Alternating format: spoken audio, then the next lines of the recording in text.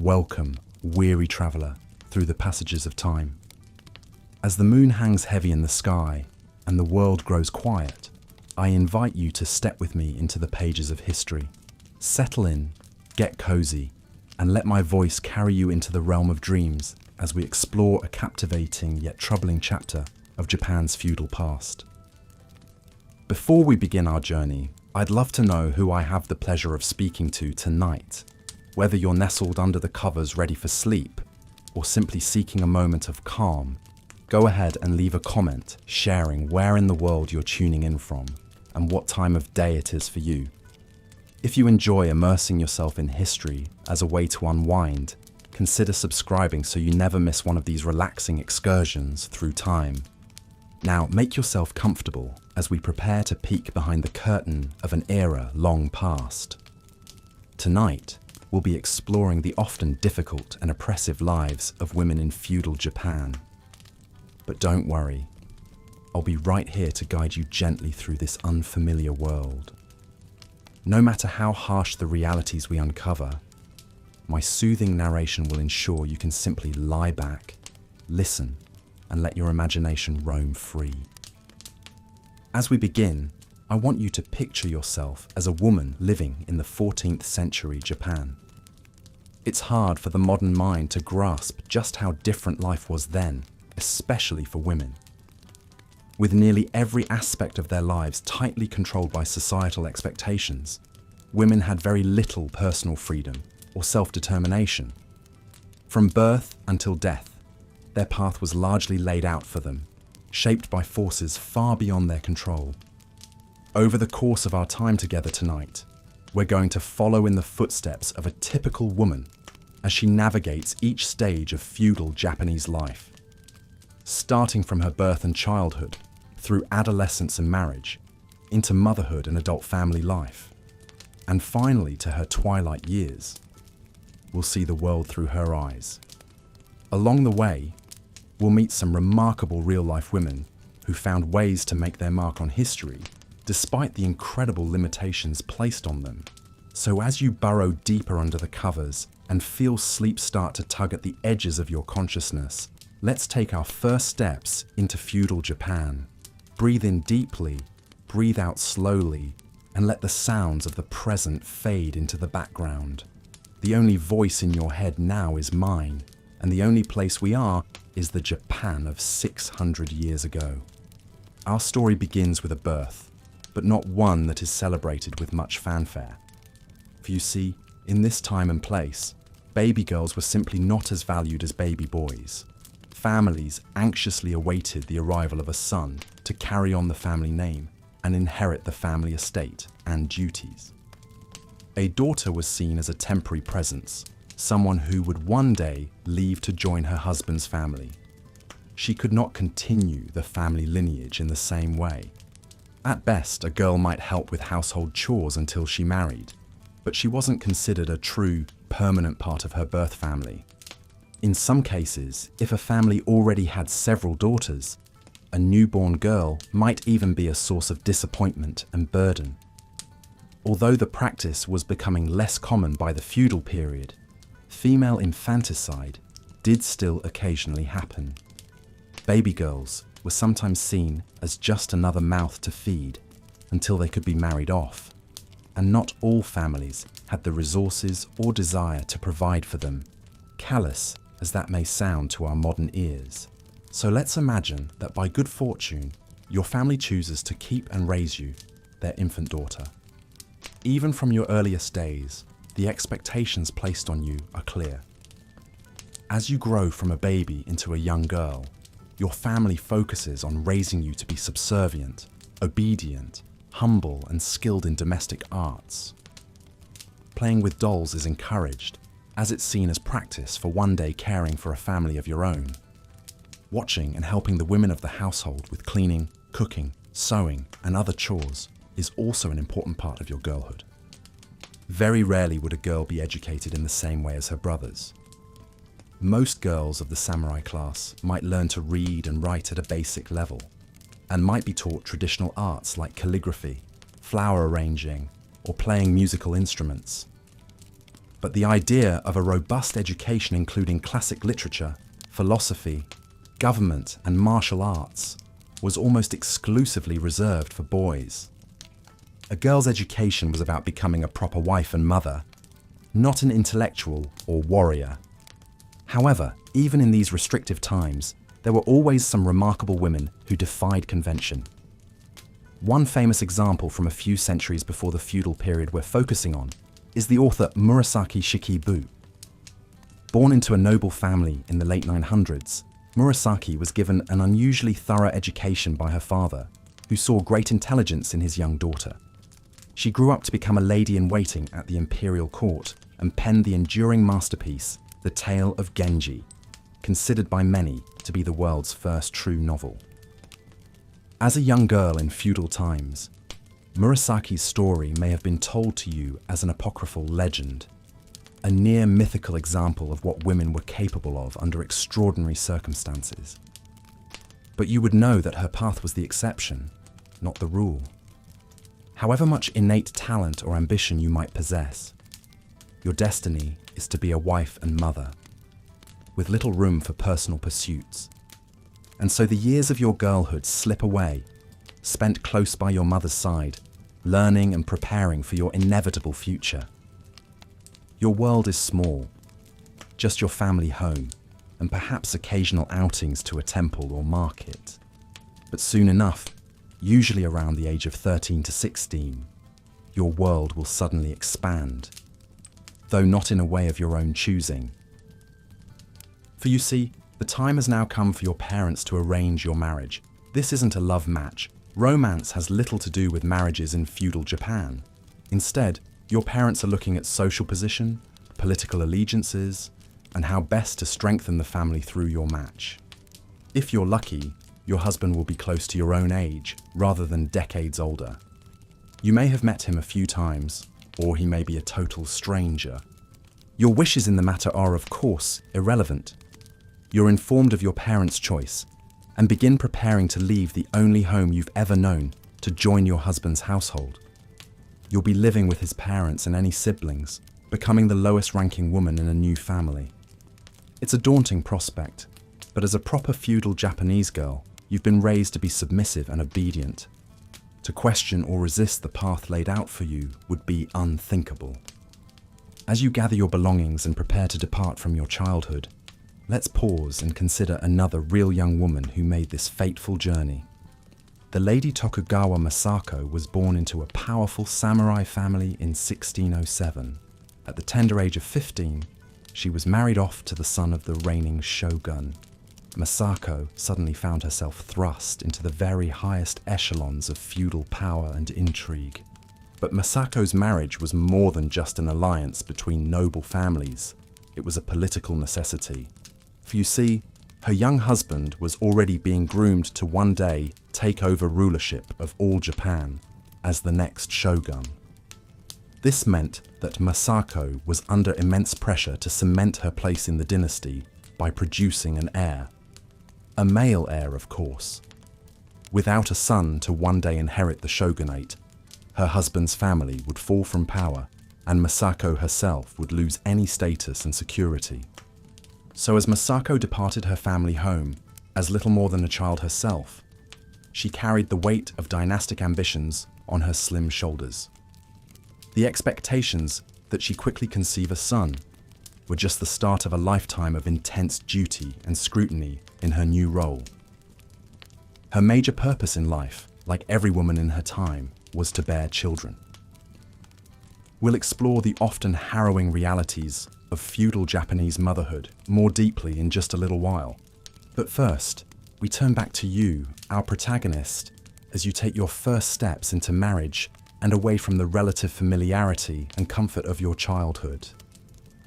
Dressed in your finest kimono, you take your place beside your new husband, bowing low to your new in-laws.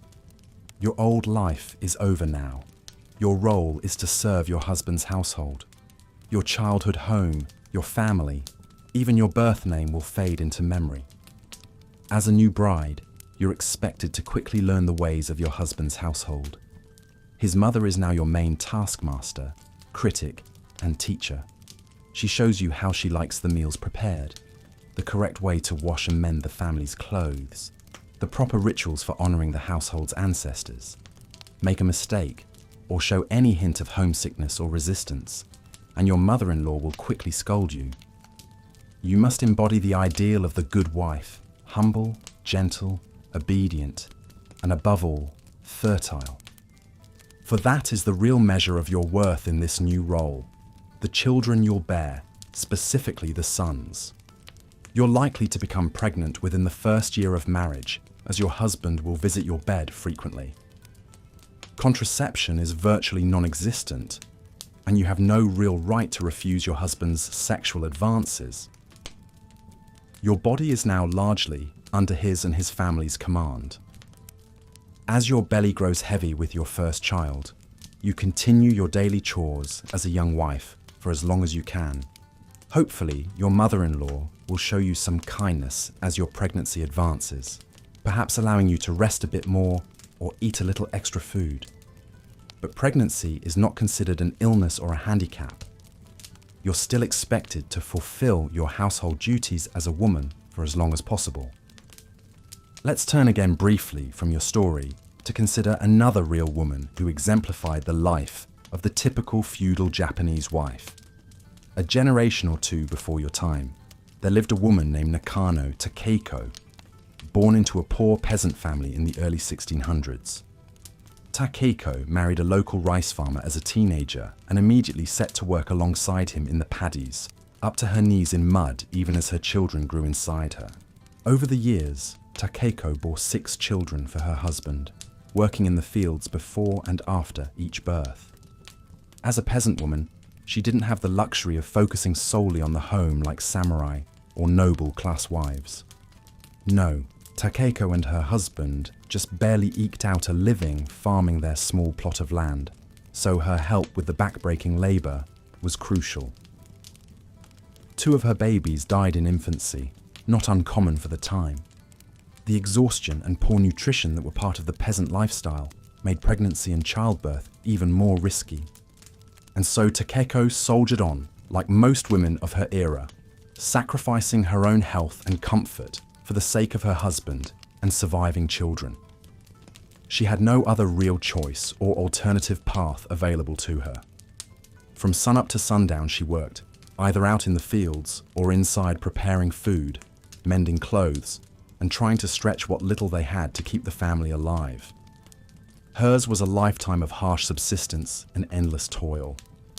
Back now to you, our protagonist, hopefully born into a slightly higher class than Takeiko, but still bound by many of the same wifely expectations. As your pregnancy progresses and your delivery day approaches, you say extra prayers to Shinto kami and Buddhist bodhisattvas to protect you and your baby in the dangers of childbirth. You've heard enough whispered stories of women in your family and community dying in the process to know the risks. When your pains begin, you retreat to a special birthing room in your house. Aided by a midwife and perhaps a few other experienced women, you labor bravely but with trepidation. There's no real medical knowledge of the childbirth process in your time, so if complications arise, there's little to be done. No doctors, no hospitals, none of the interventions that could save you or your baby if things go wrong. All you can do is grit your teeth, push when directed, and hope for the best. To your immense relief, you deliver a squalling infant after many grueling hours. And to your even greater fortune and delight, the midwife announces that you've delivered a healthy baby boy on your first try. You know that your husband and in-laws will be overjoyed at the news. In their eyes, and the eyes of society, you've just proven your worth as a woman and wife. A son to carry on the family name is the greatest gift you could give your husband's household. In the coming days, as you recover from the physical trauma of childbirth, you pour your energy into nourishing and doting on your precious son. As a samurai-class wife, you're spared from returning to work immediately, instead expected to focus on baby's care. You nurse your son, swaddle him tight, sing him lullabies, and shower him with affection. Your husband too takes great joy in this new heir. If you had instead delivered a daughter, Of course, the family would still welcome her, but the celebrations would be a bit more muted. As you now well know, a daughter will one day leave the family to marry, while your son will stay and inherit his father's role and status. You will raise your daughter with love, yes, but also with the knowledge that you're grooming her for a life of service to her future husband, just like your mother did for you. But we don't have to dwell on that bittersweet thought, for your story includes the birth of a cherished son. As he grows from a helpless infant into a rambunctious toddler and young boy, you take great pride in caring for and shaping him. It's your duty to instill in him the virtues of your samurai class: loyalty, courage, honor, discipline. Your husband handles his formal education and martial arts training, but you're always there in the background as the loving, patient, ever-attendant mother. As your son grows, so too does your family. You give birth 4 more times over the next decade, 2 more sons and 2 daughters. Each pregnancy and delivery is as nerve-wracking as the first, but you feel more confidence in your role as a mother now. You delegate household chores to your daughters as soon as they're old enough, training them to be proper wives one day, just like your mother-in-law did for you. And so the years pass, and your children grow. Your role is still primarily in the home, focused on your offspring and keeping domestic affairs running smoothly. When your husband is away at battle or for official duties, you're in charge of the household, making sure bills are paid, servants are managed, and the family wants for nothing. You take pride in your efficiency and capability in this sphere. In a few ways, your life is easier than a woman of a lower class in your era. You don't have to do hard physical labor, and you have servants to handle some menial tasks. But in many ways, the life of a samurai wife is still just as restricted and circumscribed. While a peasant woman might work alongside her husband and have slightly more say in their shared life, a samurai wife is still subservient and separate from her husband's world of politics and war. All of these class differences would have been strictly regulated by law in your feudal era. Japan's class system was rigidly enforced, with rules around what each tier could wear, eat, and even how they could style their hair. As a samurai woman, you could be punished for wearing silk reserved for the nobility, for example. And a peasant woman could be harshly disciplined for putting on airs above her station. There was very little mobility between the classes. But even within the samurai class, women were second-class citizens compared to men. Sure, samurai women enjoyed a more refined lifestyle than women of lower classes, but they were still subject to the same limitations on personal freedoms, legal rights, and education. A peasant woman and a samurai woman alike could not travel freely, own property, choose their own husband, or pursue interests outside of the approved wifely arts. There were, however, always some exceptional women who managed to break the mold of the stereotypical, passive samurai wife. One famous example was Hojo Masako, who lived about a century before our feudal protagonist's time. Masako was married to the first Kamakura shogun, Minamoto no Yoritomo, and was renowned for her intelligence, bravery, and political acumen. Unlike most samurai wives who stayed meekly in the background, Masako was a key advisor to her husband, weighing in on matters of state and strategy. She was a skilled archer and even joined him on military campaigns. After his death, Masako maneuvered her family into power, making decisions in her son's name and thwarting attempted coups against her clan. While she was eventually forced to become a Buddhist nun in her later years, she continued wielding influence from the convent until her death. But Masako's level of education and involvement in politics and warfare was incredibly rare for a woman of her time. She was able to make her mark on history in part because of her unusually high status as wife of the shogun, and her force of personality that refused to stay confined solely to the domestic sphere. Her story would have certainly been known to later generations of samurai women like yourself. a tantalizing glimmer of what more your life could be if only society allowed it. But alas, for the vast majority of women in feudal Japan, Misako's path was an impossible dream. Your own path, while perhaps stable and comfortable compared to a peasant woman, is still a narrow and predetermined one. Your value comes from your role as a wife and mother within your husband's household, not from any individual talent, ambition, or interests of your own. So let's return again to your tale, shall we? The years have flown by, and your eldest son is now a young man of 16, almost fully grown. Your two younger boys are not far behind, both strong and healthy Sam. Life as a peasant woman in feudal Japan was one of unceasing toil, with precious few comforts or respites. From before dawn until after dusk, the work of maintaining a household and contributing to the family's livelihood occupied nearly every waking moment. For Nakano Takeko, the day began in darkness as she rose from her pallet on the dirt floor, careful not to wake her snoring husband and the younger children still curled up asleep. She stirred the embers in the hearth, coaxing them back to life to boil water for the morning's meager rice porridge.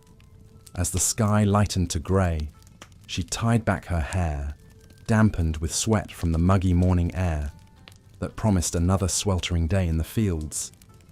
By the time her family roused and gathered around the low wooden table, Takeko had already been up for more than an hour, tending to the myriad tasks that kept the household running. Mending clothes, sweeping the packed earth, washing the dishes from the night before. The work of a peasant woman was never done.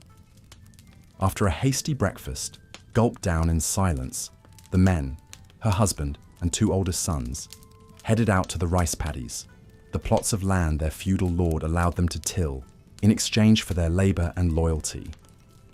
Although only in her mid-30s, Takeko's face was deeply etched from years of worry and exertion, her hands calloused and prematurely aged. As a young bride, she had moved into her husband's family home, the typical fate for village girls. Her mother-in-law, a stern matriarch who ruled the household, put Takeko immediately to work, cooking, cleaning, and serving the men. But Takeko's primary purpose, like that of all wives, was to produce children, especially sons, to inherit the family property and carry on the ancestral line. She was fortunate in that respect, having borne her husband two healthy boys within the first few years of marriage. But the births were difficult, long labours on the bare floor of the hut, with only her mother-in-law and a village midwife to help. Takeko screamed herself hoarse and tore her vocal cords, leaving her with a permanently raspy voice.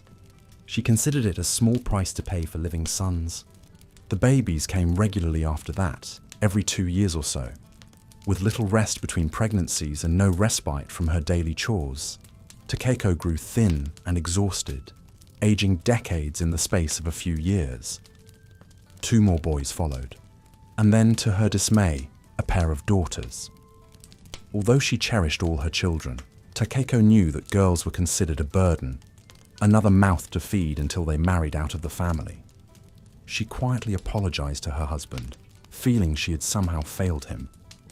As soon as they were old enough to walk steadily, Takeko put her daughters to work around the house and brought them out with her to the fields. Unlike her sons, who would attend the village school to learn reading and writing, Takeko's girls would receive no education. Their futures, like their mothers, lay solely in domestic servitude, first to their parents and later to their husbands. It pained Takeko to imagine such limited prospects for her bright, lively daughters, but she saw no other path for them in their rigidly structured feudal world. With the younger children in tow, Takeko spent her days bent over in the paddies alongside the men, knee-deep in the muddy water, as she helped plant, weed and harvest the rice crop that sustained them both physically and economically. There were no weekends or holidays, only a ceaseless cycle of planting and reaping, broken up by the occasional village festival or religious ceremony. Even when heavy with child, Takeiko's work continued unabated.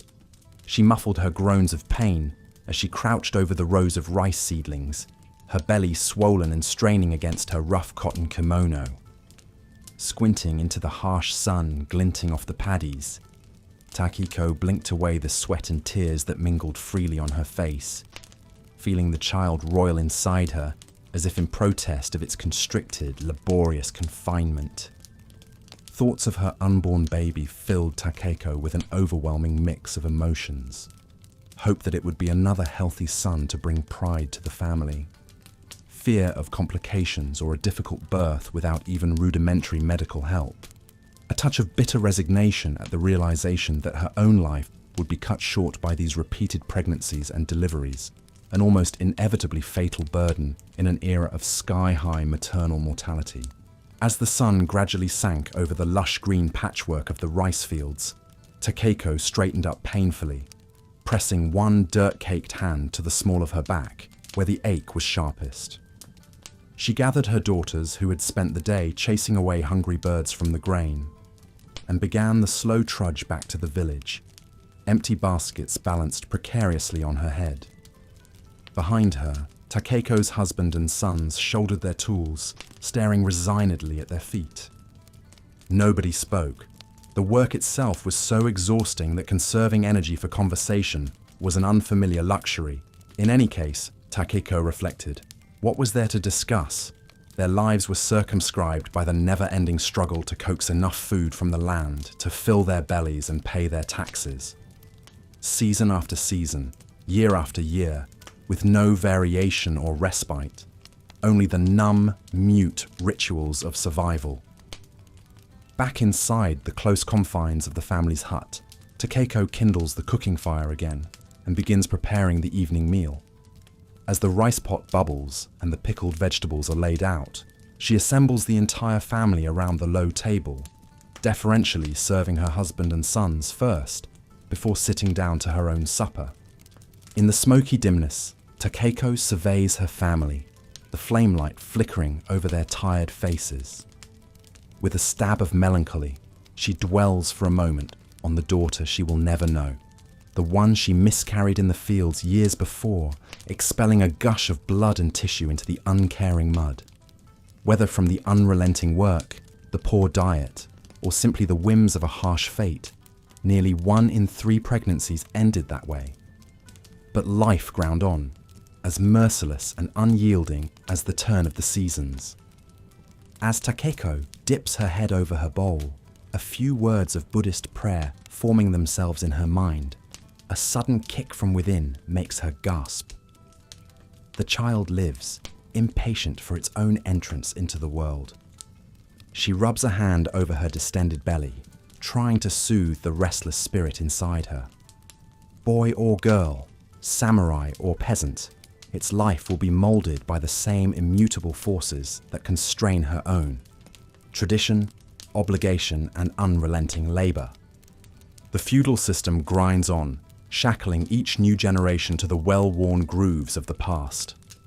And for the women of Takeiko's village, and countless others like her throughout Japan, their individual lives are subsumed in the greater imperative to bear the children, tend the home fires, and help fill the rice bowls that feed the nation. In the face of such intractable gender roles, their personal hopes and dreams are as insubstantial as wisps of smoke curling up from the cooking fire, soon extinguished. As her family finishes the meal in the customary silence, Takeko gathers up the empty bowls with a weary sigh. The baby has settled, but the dull ache in her lower back persists, a physical manifestation of the ceaseless grind of her existence. She allows herself the briefest of fantasies, imagining for a moment a life free of the endless cycle of pregnancy and drudgery. But such thoughts are quickly banished, replaced by a surge of shame. To yearn for something beyond her prescribed role is a betrayal, an abdication of the responsibilities that have been drummed into Takeko since birth. She is a wife, a mother, a daughter-in-law. Her own desires are irrelevant. Harmony and submission, the twin virtues of an ideal woman, have been etched into her very bones. With an effort of will, Takeko pushes herself up from the table, feeling the child shift heavily inside her. Her husband and sons have already retreated to their pallets, leaving the women to finish the cleaning up. She hands a stack of bowls to her oldest daughter, who at 9 is already well trained in the domestic arts. The girl's face is solemn as she performs her duties, no trace of youthful rebellion in her demeanor. Someday, Takeko knows, her daughter will be in her place, a baby on her back and another in her belly, her feet permanently muddied from the rice fields. It is the only future she can envision for the girl, the only one that their rigidly stratified society permits. The thought brings a pang of regret, but no real surprise. As the last embers fade in the hearth and the humid darkness presses in from all sides, Takeko sinks down onto her thin pallet, easing her aching body into a reclining position. She stares up at the thatched roof, barely visible in the gloom. Tomorrow will be the same as today, and all the days that came before, an endless cycle of planting and harvesting, washing and mending, birthing and burying.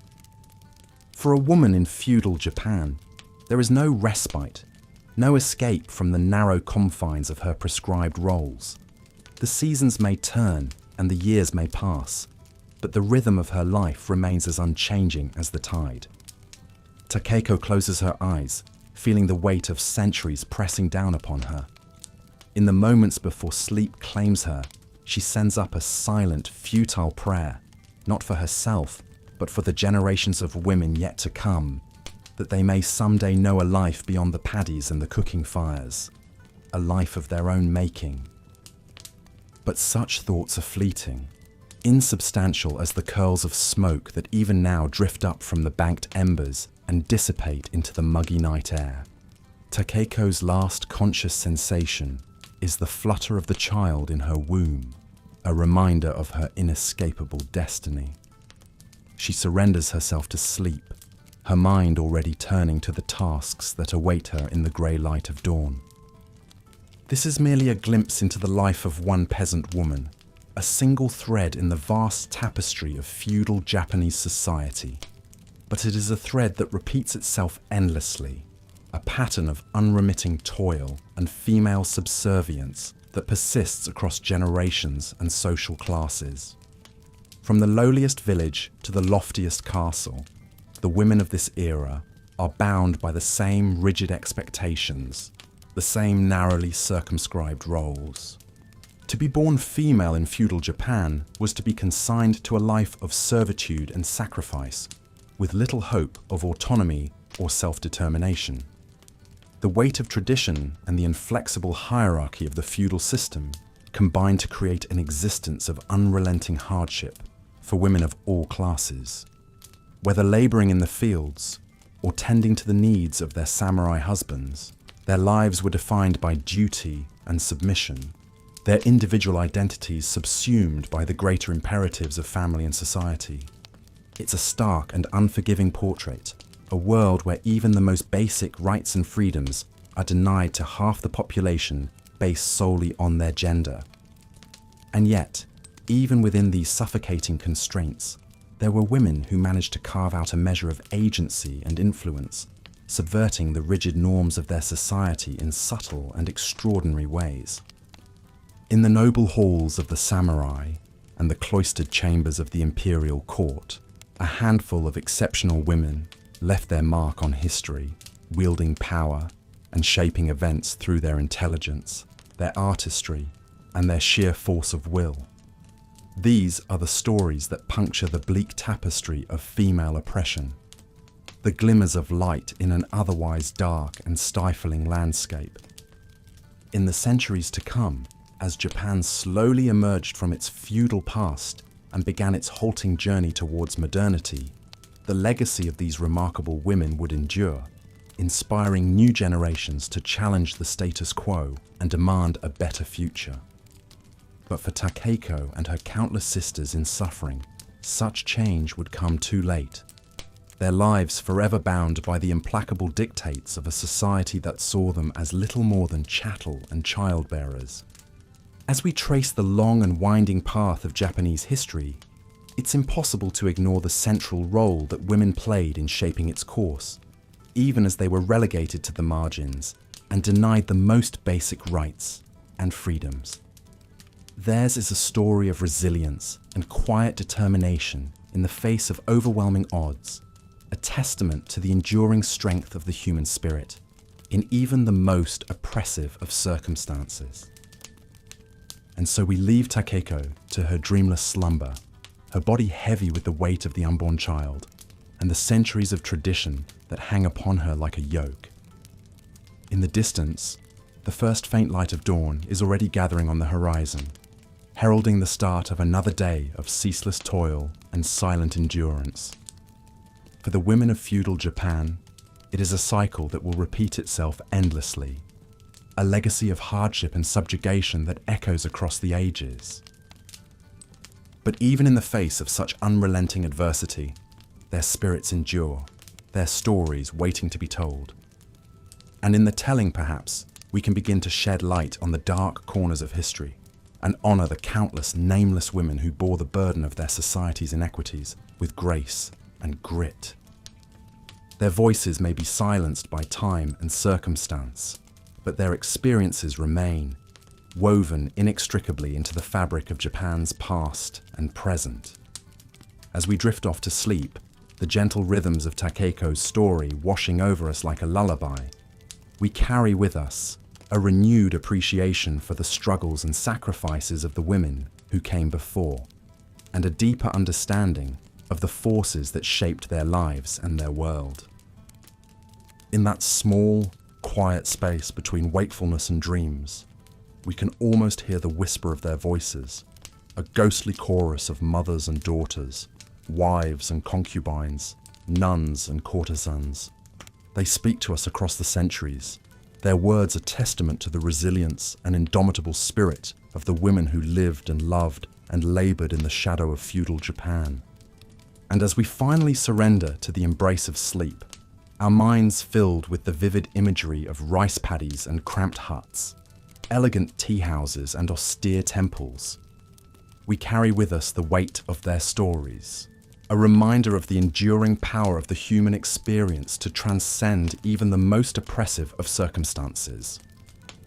The women of feudal Japan may be gone, but their legacy lives on, a testament to the unbreakable bonds of sisterhood and the unyielding strength of the female spirit. And in the gentle cadence of this final thought, we drift off into the welcoming darkness, our dreams haunted by the ghostly echoes of their timeless tales. Let's imagine the journey of a woman who lived her whole life in this feudal world. What hopes and burdens did she carry through the decades? What small joys and hard realities defined her days? Our woman's story began like most in feudal Japan, with disappointment at her birth. It was the early 1500s, and her farming family already had 2 daughters. They had prayed for a son this time to inherit their meagre plot of land and continue the family name. Instead, the midwife placed a small, squirming girl into the mother's exhausted arms. They named the baby Aki and resigned themselves to raising another daughter. As in many poorer families, Aki's childhood was short. She was too young to remember her grandmother grumbling about another useless mouth to feed. But Aki grew up watching her mother's tired eyes and feeling like a burden. By age 5, she was already responsible for tending to her infant brother, the family's pride and joy. She changed his diapers, sang him lullabies, and watched him toddle after their father in the fields with envy. The same fields were where Aki spent most of her days. She learned to plant rice seedlings in neat rows, her back bent under the hot sun for hours. A restless and clever girl, Aki peppered her father and grandfather with questions as they worked. Why do we grow this type of rice? How do the daimyo lords decide our taxes? What lies beyond the mountains ringing their village?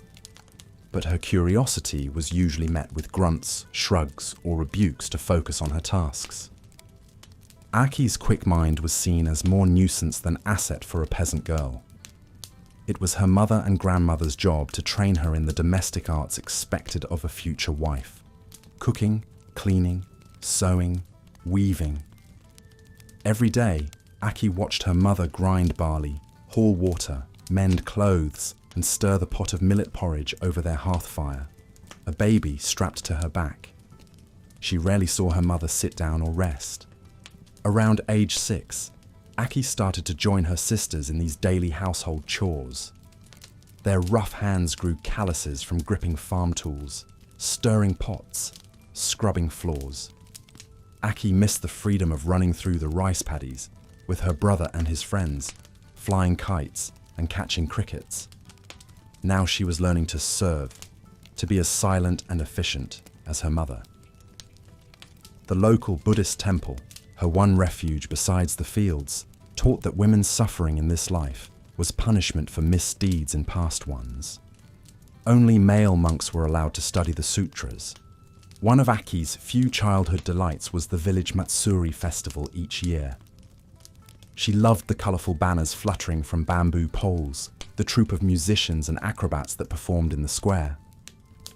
Aki longed to try the drums and flutes herself, or learn the graceful dances, but girls were shooed away from the male-only entertainers.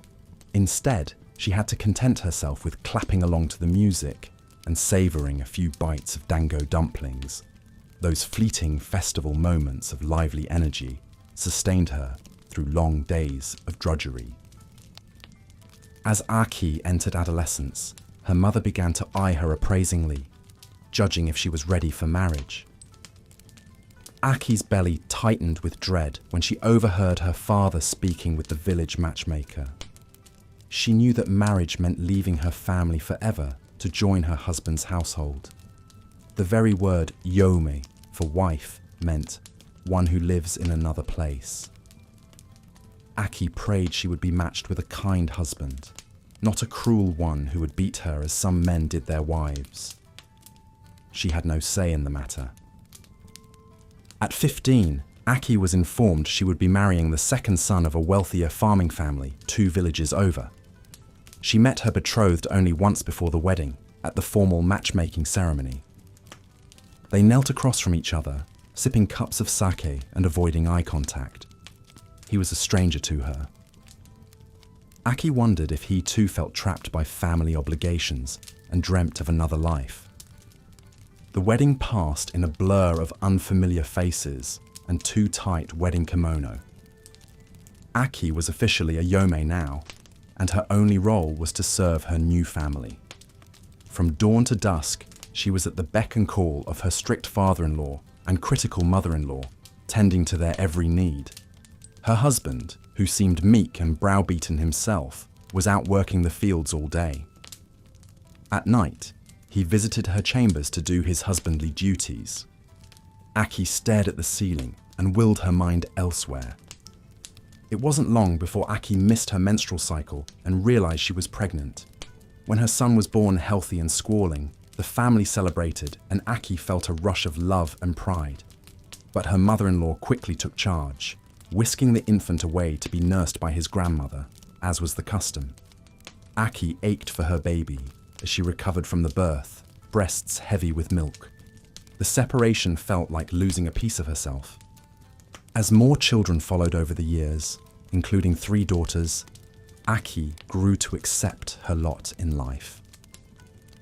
She was luckier than many women. The harvests were good, her husband was not unkind, and they could feed their children most days. Aki's existence revolved around serving others from sunup to sundown.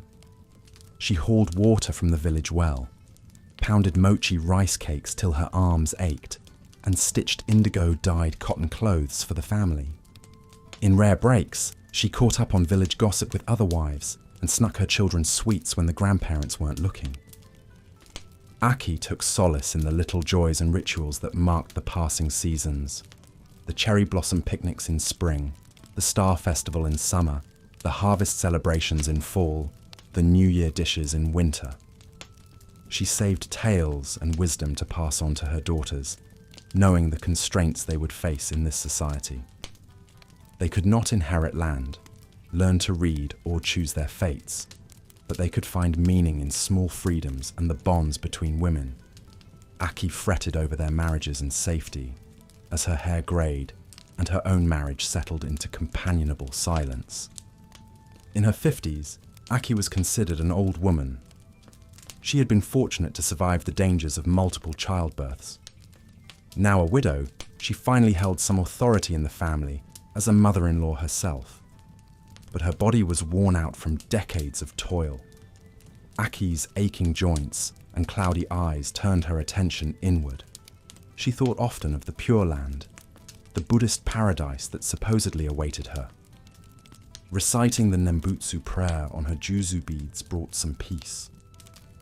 When the clan wars reached their village and she had to flee with her children and grandchildren, Aki realized how fragile their lives had always been.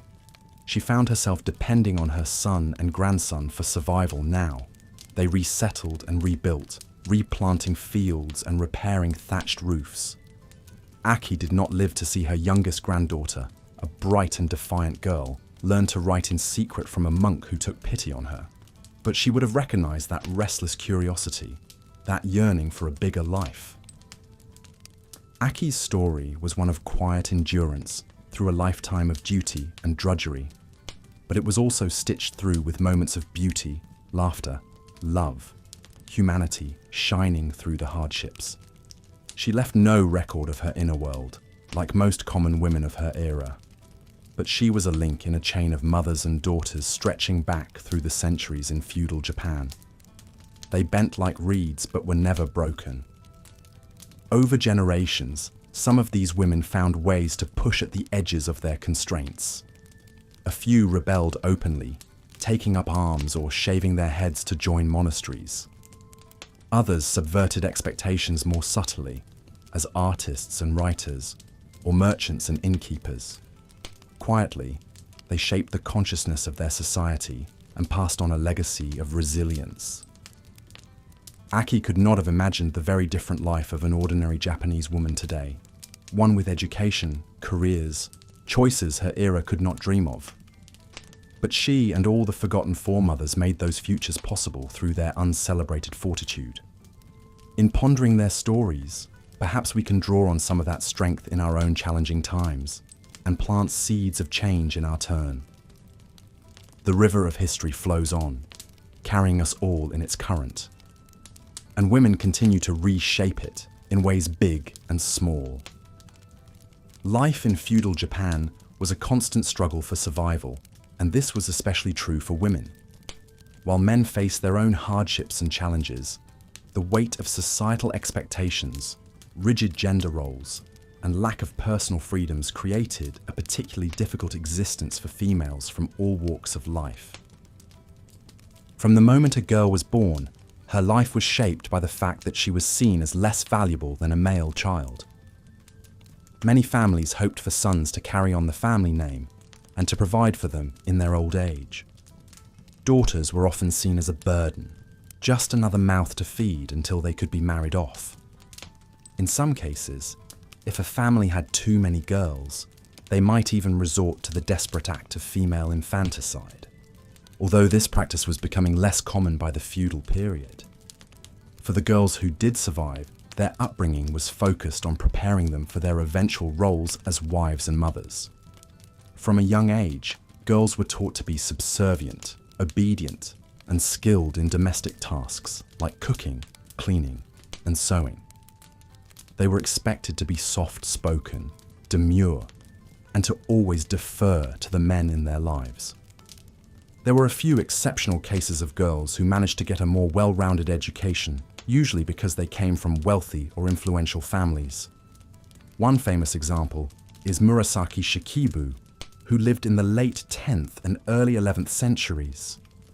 She was able to receive the kind of education normally reserved for males, studying Chinese classics and Buddhist scriptures.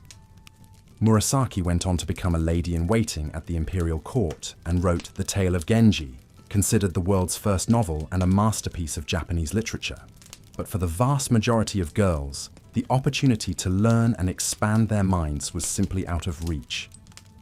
As girls reached adolescence, usually around the age of 13 to 16, they were considered ready for marriage. Marriages were almost always arranged by the parents, with little or no input from the young bride herself. The goal of these unions was not love or personal happiness, but rather to produce children and to strengthen the ties between two families or to forge political alliances. One poignant example is the story of Tokugawa Masako, who was married off at the tender age of 15 to the powerful feudal lord Tokugawa Ieyasu. Masako was the daughter of a rival clan leader, and the marriage was arranged to bring peace between the two warring families.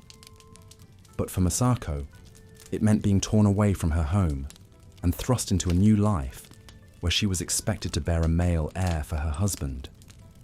The pressure on young brides like Masako was immense, and failure to produce a son could lead to shame, scorn, or even divorce. Once married, a woman's life revolved around her duties as a wife and mother. She was expected to move into her husband's family home, where she had to navigate the complex web of relationships with her new in-laws. Her primary role was to bear children, particularly sons, and to raise them according to the strict social norms of the time. Women were largely confined to the domestic sphere, spending their days cooking, cleaning, sewing, and tending to the needs of their husbands and children. The challenges of motherhood in feudal Japan cannot be overstated.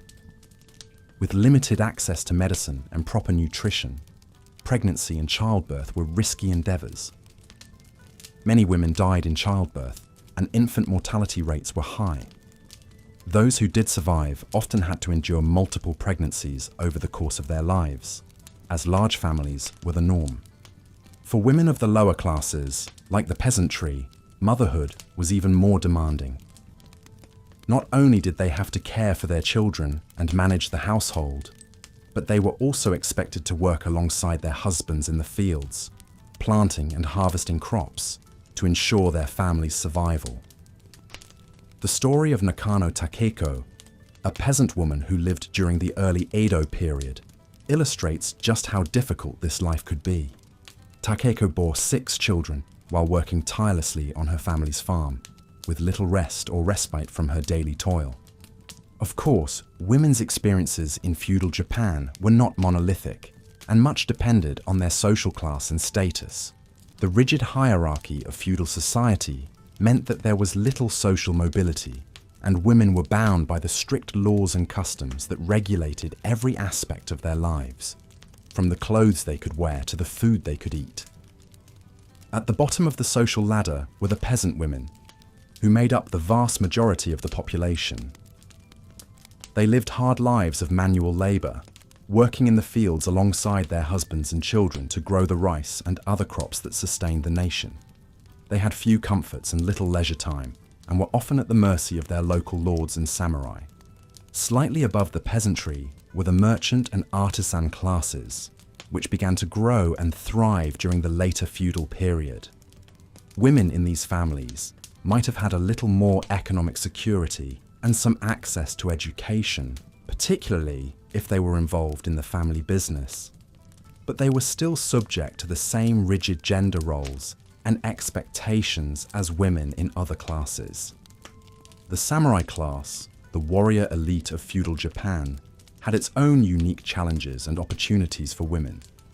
Samurai women were expected to embody the same ideals of loyalty, honor, and self-sacrifice as their male counterparts. They were often trained in the martial arts and were expected to defend their homes and families if necessary.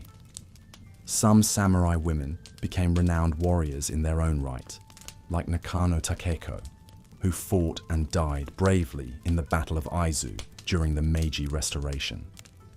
But even within the samurai class, women's lives were heavily circumscribed by their gender. They were expected to marry for the good of their family and clan, and to produce male heirs to carry on the family name. They had to navigate the complex politics of the samurai world, where alliances and loyalties were constantly shifting. One powerful example of a samurai woman who rose to prominence in this world was Hojo Masako, who lived in the 13th century. Masako was married to the regent Hojo Tokimasa, and after his death she became a powerful political figure in her own right.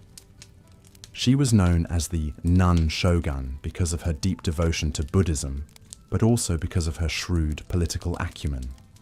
Masako worked tirelessly behind the scenes to protect the interests of her clan and to maintain their power and influence. At the very top of the social hierarchy were the noble women, the wives and daughters of the daimyo lords and the imperial family. These women lived lives of luxury and privilege, with access to the finest clothes, food, and entertainment. But they were also the most tightly controlled and regulated of all the women in feudal society. Noble women were expected to be models of feminine grace and beauty, skilled in the arts of music, poetry, and calligraphy. They were rarely seen in public, spending most of their lives in the secluded inner chambers of their families' castles and estates. Their marriages were carefully arranged to forge political alliances and to ensure the continuation of the noble bloodlines. Despite the rigid constraints placed on women in feudal Japan, there were some who managed to break free of the mold and make their mark on history. These were the exceptions, the women who defied convention and found ways to express themselves and assert their agency in a society that gave them little room to do so. One such woman was Izumo no Okuni, a shrine maiden who lived in the early 17th century. Okuni is credited with inventing the art form known as kabuki theatre, which began as a bawdy, satirical form of dance and performance. Okuni and her troupe of female performers would dress in men's clothing and perform dances and skits that poked fun at the samurai class and the social norms of the day. Kabuki quickly became popular among the merchant and artisan classes, who enjoyed its irreverent humor and bold style. Another remarkable woman who challenged the gender norms of her time was Mochizuki Chiyome, a noble woman who lived in the 16th century. Chiyome was the wife of a powerful samurai lord, but she was also a skilled warrior and strategist in her own right. She is famous for creating an all-female group of ninjas who served as spies and assassins for her husband's clan.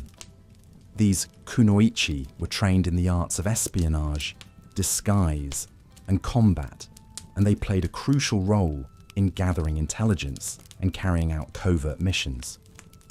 But women like Okuni and Chiyome were rare exceptions in a society that placed so many restrictions on women's lives. For the vast majority of women in feudal Japan, life was a constant struggle against the limitations placed on them by their gender and social class. Perhaps one of the most striking examples of these limitations can be seen in the legal system of feudal Japan. Women had very few legal rights and were considered to be inferior to men in almost every way. They could not own property, inherit wealth, or even choose their own spouses. They were subject to a strict code of conduct that governed every aspect of their behavior, from the way they dressed to the way they spoke. One particularly egregious example of the legal inequalities faced by women was the practice of katsugo. This was a form of punishment in which a woman could be beaten or even killed by her husband or father for perceived offences like infidelity or disobedience. Men, on the other hand, were free to take concubines and engage in extramarital affairs without fear of legal consequences. The fact that women had so few legal protections made them vulnerable to abuse and exploitation at the hands of men. Divorce was only allowed in cases where the wife was deemed to be at fault, and even then, the process was heavily biased in favour of the husband. Women who were divorced or widowed often had no means of supporting themselves and were forced to rely on the charity of male relatives or to turn to prostitution to survive. Despite these grim realities, there were some small glimmers of hope for women in feudal Japan. Some lords and samurai recognized the injustice of the system and took steps to protect the women under their care.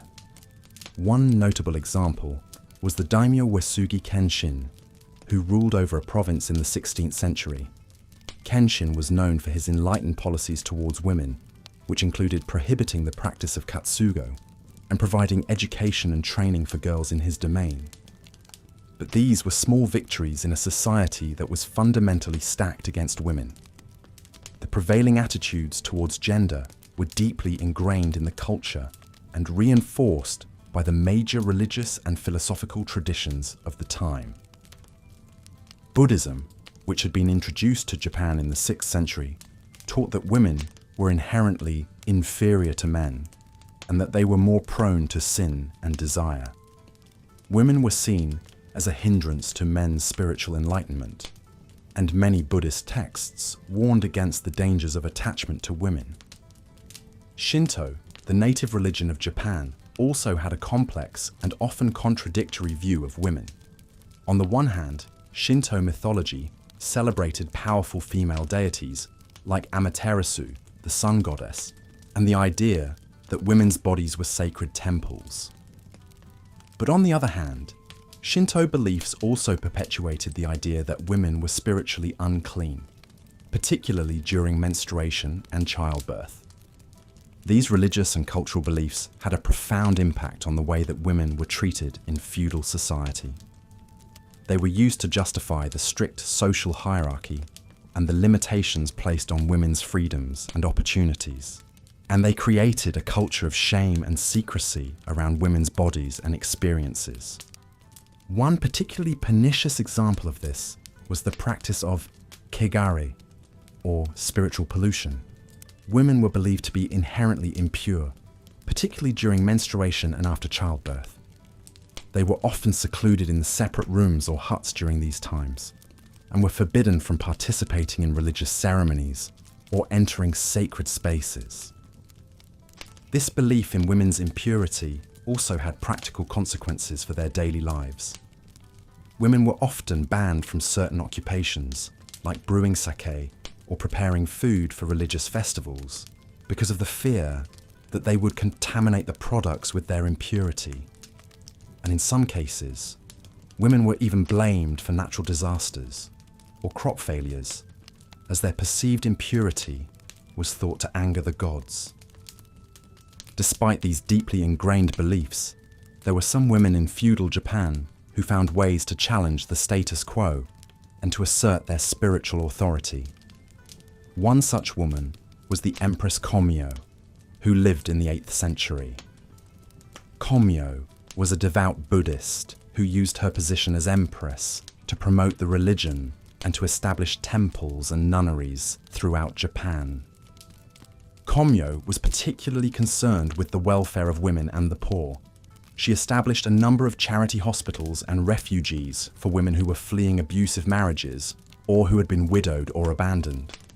She also donated large sums of money to support women who had taken vows as Buddhist nuns, and she encouraged other noblewomen to follow her example. But even a woman as powerful as Komyo could not completely escape the limitations placed on her by her gender. She was still expected to fulfill her duties as a wife and mother, and she faced criticism and opposition from some quarters for her religious and charitable activities. As women aged and reached the later stages of life, they faced new challenges and limitations. By the time a woman reached her 40s or 50s, she was considered to be old in feudal society, and her role changed accordingly. Many women of the peasant class, who had laboured hard in the fields alongside their husbands and children, found themselves widowed and without support in their later years. They might have to rely on their sons or other male relatives to provide for them, or they might turn to begging to survive. Women of the merchant class, who had spent their lives working in their husbands' shops and businesses, often faced similar challenges. If their husbands died before them, they might be left without a source of income or a means of support. Some widows were able to continue running the family business, but they often faced discrimination and obstacles from male competitors and customers. For samurai women, the later stages of life might bring a different set of challenges. Many samurai women outlived their husbands, who often died young in battle or from illness. These women were expected to maintain the family honor and to carry on the samurai legacy, even as they grieved the loss of their husbands and sons. One such woman was Hojo Masako, the nun shogun who wielded political power throughout her life. After the death of her husband, Masako took vows as a Buddhist nun and retired to a temple. But she continued to be involved in the political intrigues of the time, using her influence to protect the interests of her clan. For some women, the later stages of life brought a sense of freedom and opportunity. They might become nuns or devote themselves to religious practices, finding solace and meaning in their faith. They might go on pilgrimages to holy sites or sponsor the construction of temples and shrines. But for many women, the end of life was a time of loneliness, hardship, and dependence. They had to rely on the goodwill of their male relatives or the charity of strangers to survive. And they faced the prospect of illness and infirmity without the benefit of modern medicine or care. Looking back on the lives of women in feudal Japan, it is clear that they faced incredible challenges and hardships. From the moment of their birth, they were seen as inferior to men and were denied the basic rights and freedoms that we take for granted today. They were expected to be obedient, docile, and subservient, and to put the needs of their husbands and families above their own. And yet, despite these incredible odds, there were women who found ways to resist and to assert their agency in small and large ways. There were women who became warriors, artists, and leaders, who challenged the status quo and fought for a better life for themselves and their sisters. These women were the exceptions, but they remind us of the incredible resilience and strength of the human spirit. They remind us that even in the darkest of times, there are always those who will fight for justice and equality, who will refuse to be silenced or marginalized. And as we look back on the lives of these women, we can also see the ways in which their struggles continue to resonate today. Many of the attitudes and beliefs about gender that were prevalent in feudal Japan have persisted in some form or another into the modern era. Women in Japan and around the world continue to face discrimination, violence, and inequality, and the fight for gender justice is far from over. But by remembering the stories of the women who came before us, we can draw strength and inspiration from their courage and their perseverance. We can honor their memories by continuing the work that they began, by fighting for a world in which every person, regardless of their gender, is treated with dignity and respect. As we come to the end of our journey through the lives of women in feudal Japan, let us take a moment to imagine ourselves in their place. Let us imagine the daily struggles and hardships they faced, the moments of joy and sorrow, the dreams and desires that they carried in their hearts.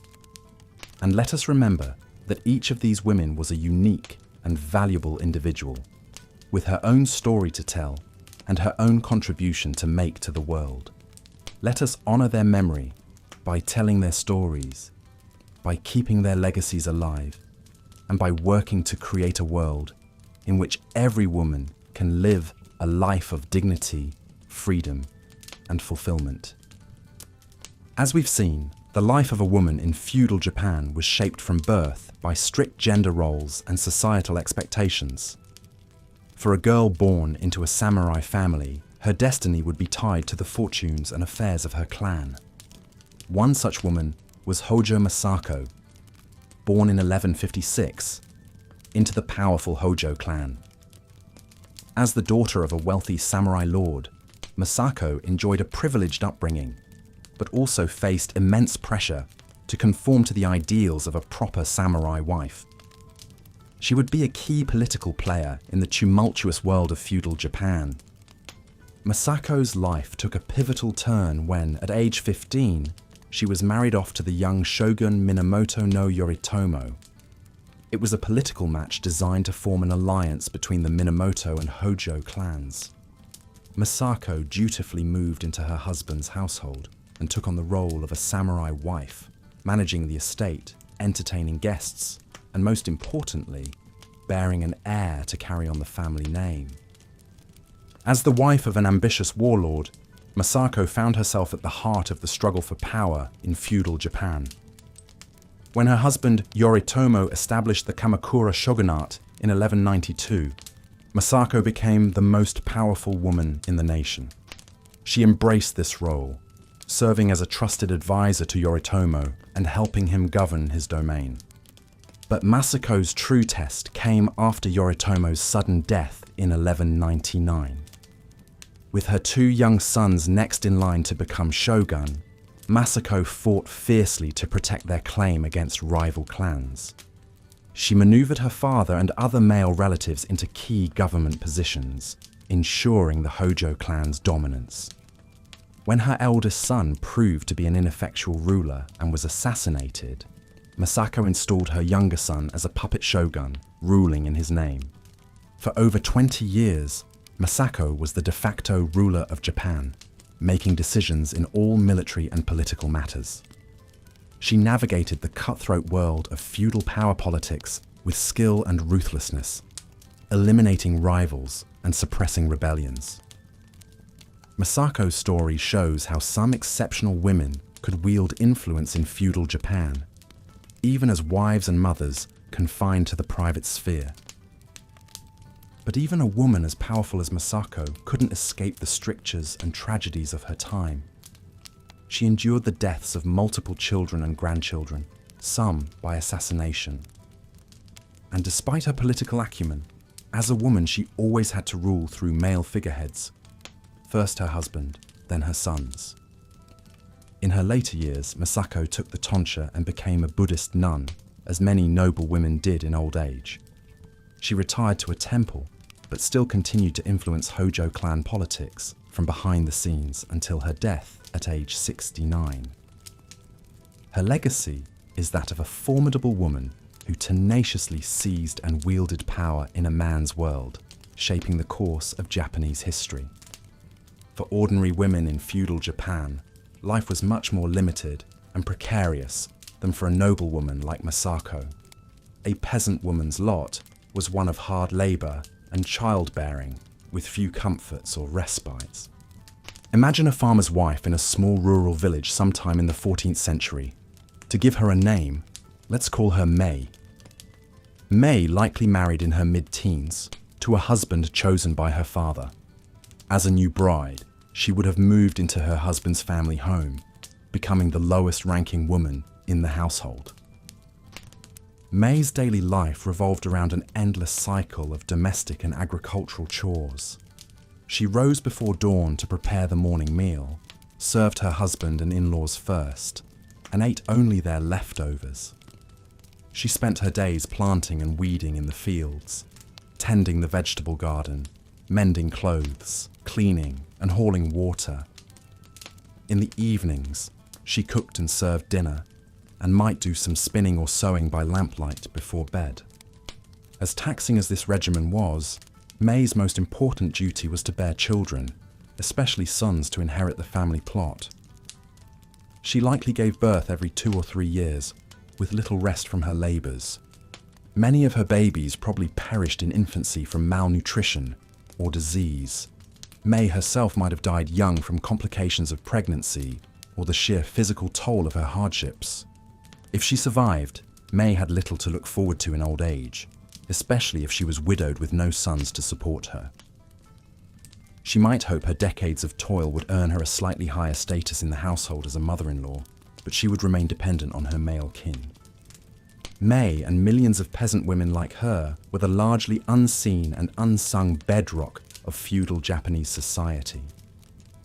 While histories acclaimed the deeds of male samurai and shoguns, it was the grueling labour of peasant women that sustained the nation's agrarian economy. Their sacrifices and suffering were taken for granted in a social order that saw women's subordination as natural and necessary. Of course, not all women in feudal Japan were wives and mothers. Some found ways to live outside of conventional family roles, even if these paths came with their own hardships. In the pleasure quarters of cities like Edo and Kyoto, some women worked as courtesans, entertainers, and geisha. While this profession offered more independence than marriage, it still functioned within a strict hierarchy controlled by men.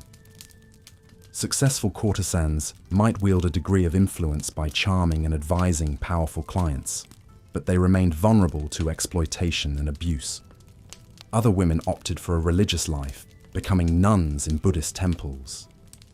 This was one of the few escapes from marriage available to women. As nuns, they could devote themselves to study and spiritual practice, and some gained respect as teachers or abbesses.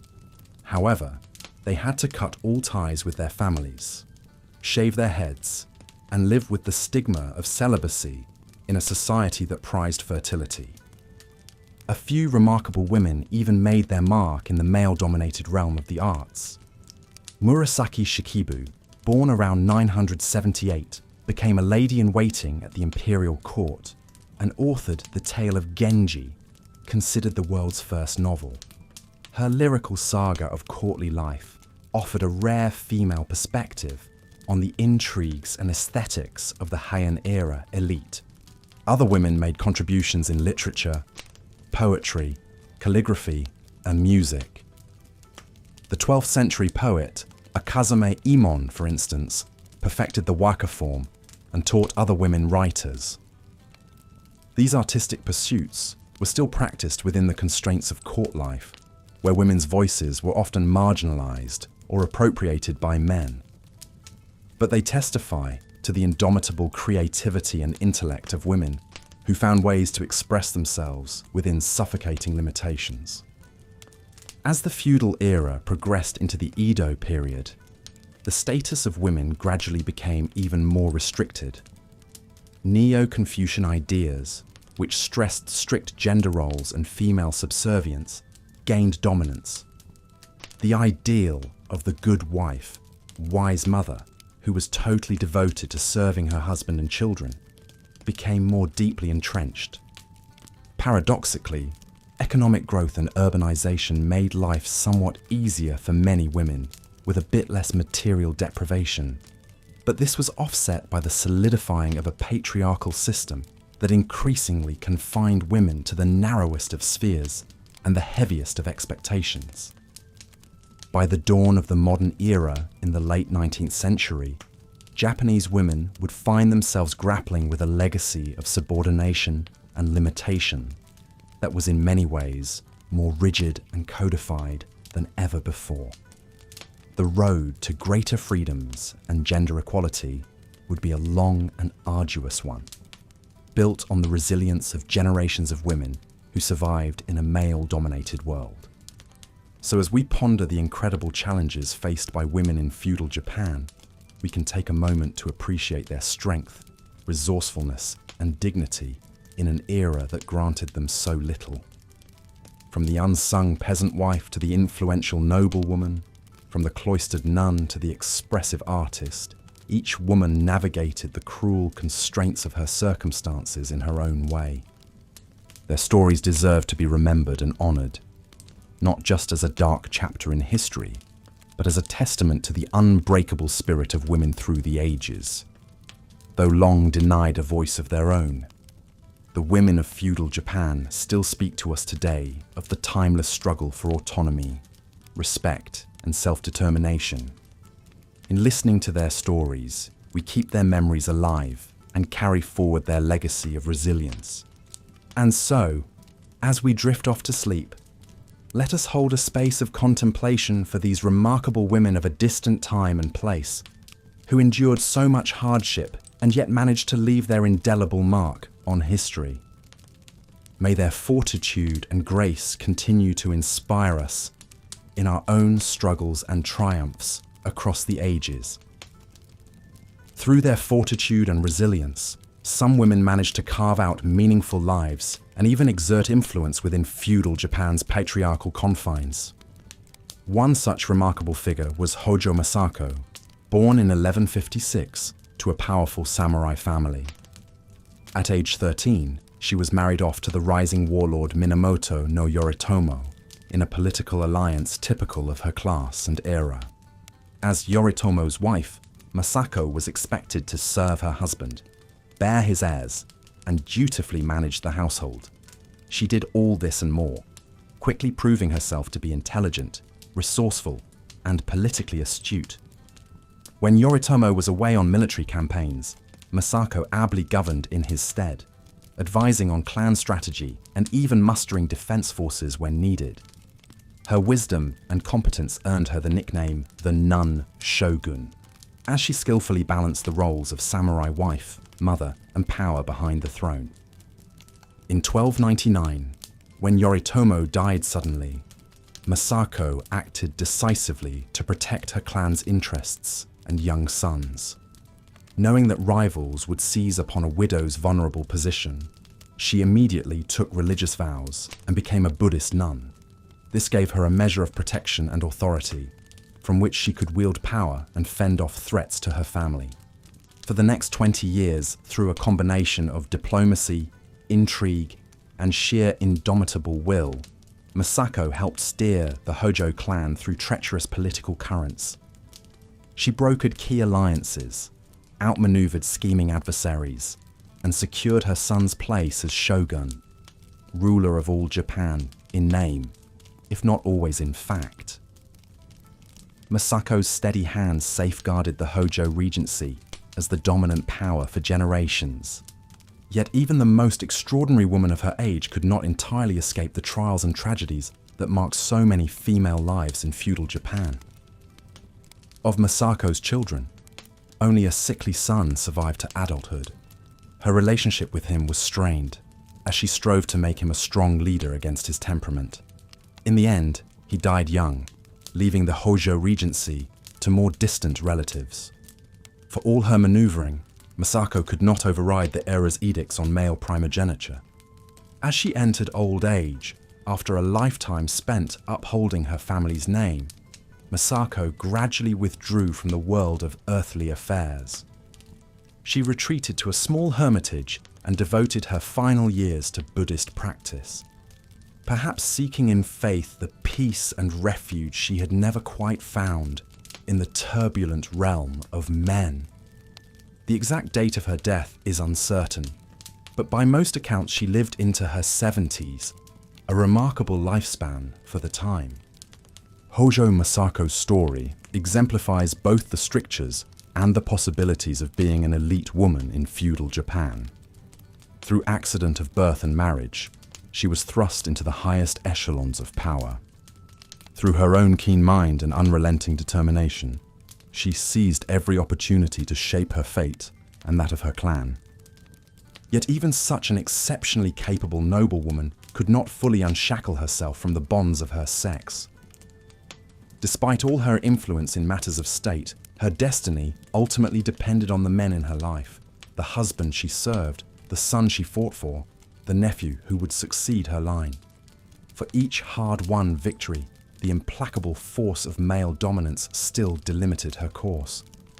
Masako's experience, writ large on the tapestry of history, echoes the intimate struggles of countless women who lived in those long-ago times.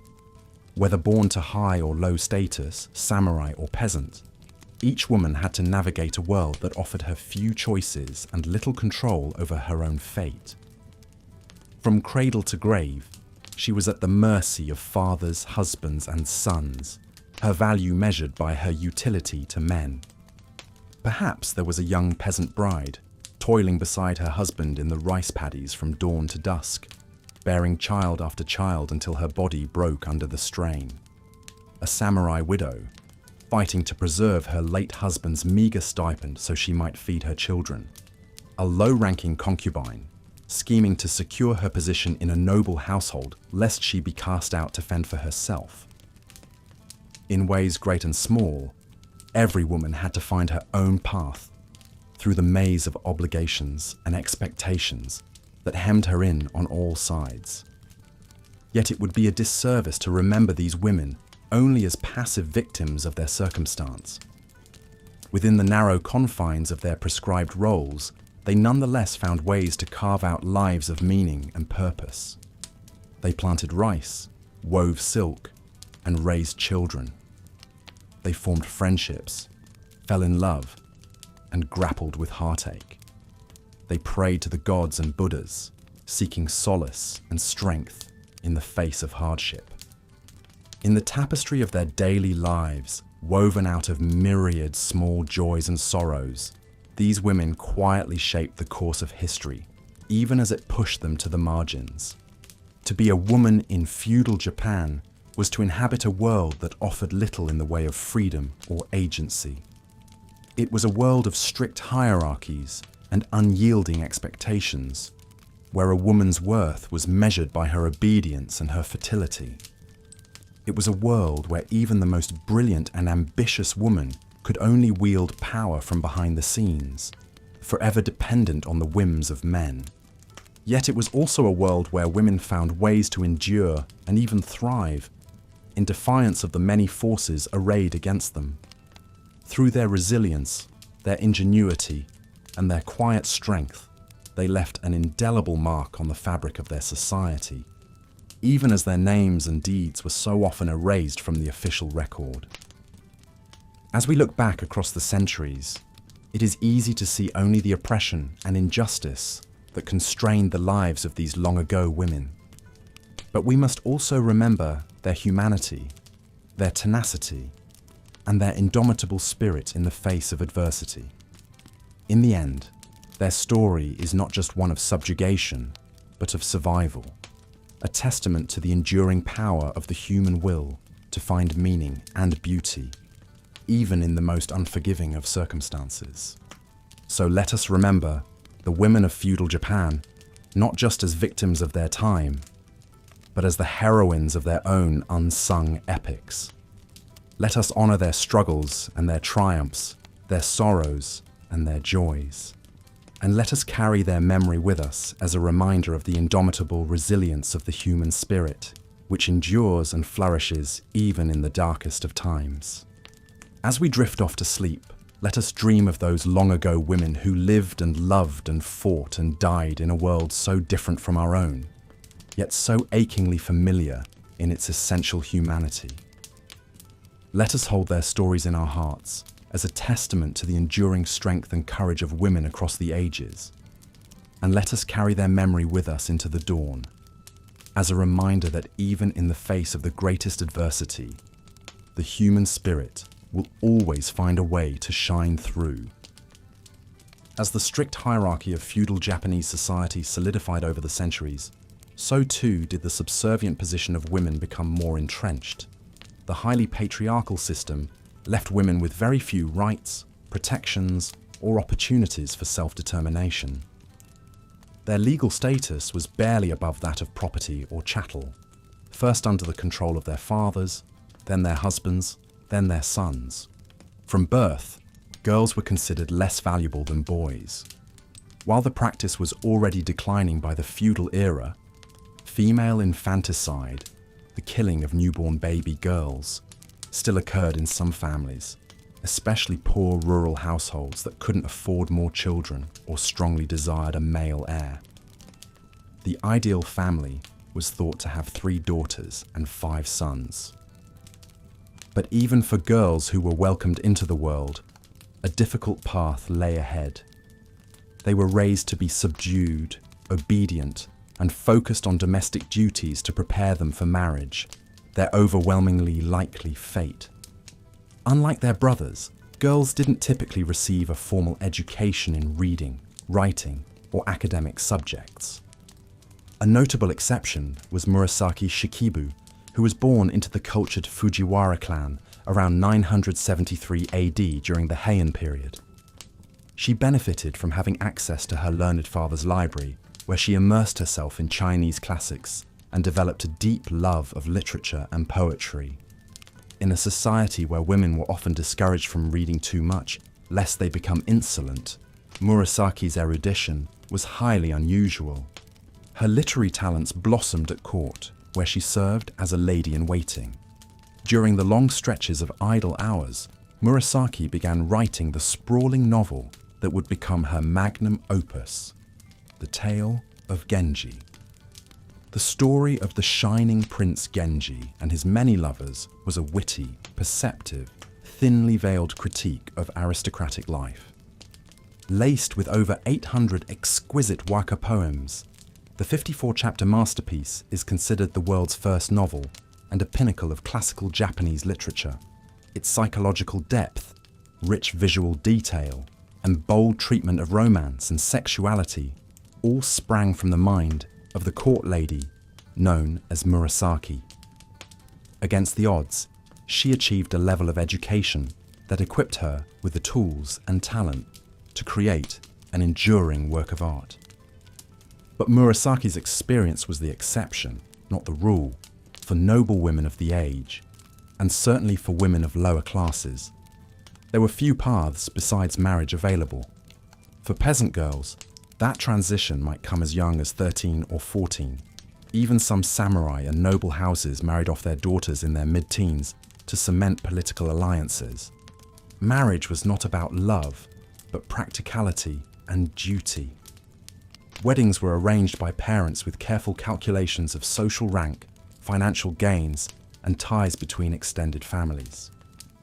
The bride was expected to be virgin, obedient, skilled in homemaking, and hopefully fertile. Imagine the trepidation a girl must have felt barely into her adolescence as she left behind the only home she'd known to start a new life with her husband's family. There, she would be expected to serve her in-laws and bear as many children as possible, with immense pressure to produce a male heir swiftly. Infertility was always seen as the woman's fault. A bride who failed to conceive a son might find herself replaced by another wife or a concubine. Consider the case of Tokugawa Masako, born into a powerful samurai family in 1607. At the tender age of 15, she was married off to the second Tokugawa shogun, Hidetada, to shore up her clan's position in the new regime her father had helped put in power.